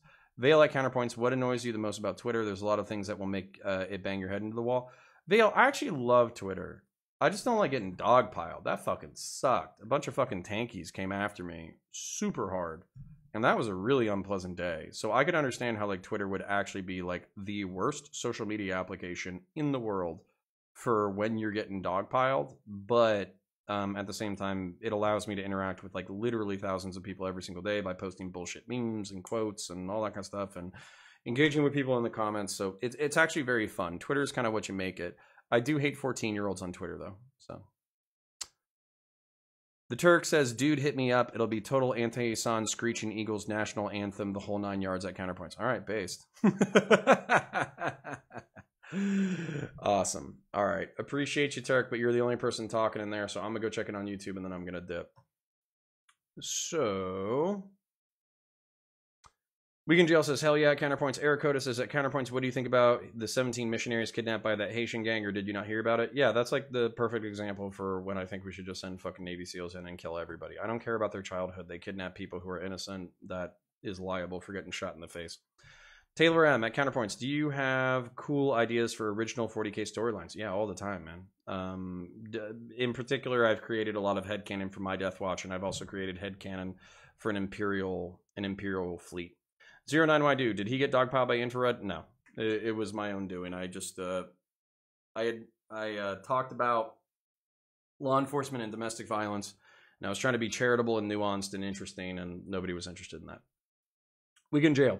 I keep trying to get people who know a lot about China CCP to talk to you, but I'm a small bot on the internet, so if anyone has clout, let's get this going. Yeah, we'll do it. We'll do it. Just DM me the names or whatever, and I'll DM them. We're just so busy.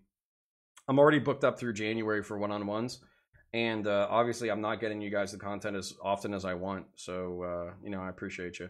But what I would say is Weekend Jail and Cullivar and Vici and a few other folks can't carry me all by themselves. Now, if you don't have money, I don't care.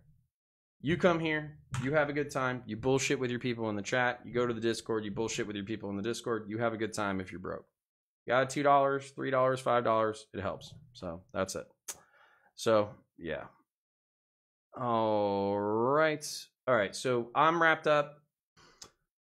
I'm wrapped up on Twitch. I'm wrapped up on YouTube. I sincerely appreciate y'all coming to hang out. I sincerely appreciate y'all, bullshitting with me and all that kind of stuff. Patreon.com/counterpoints. Alternatively, you can do super chats or memberships on YouTube, or you can just watch on Twitch. That way we can get our affiliate status and take it from there. I don't care if you guys donate or anything like that. It's just helpful.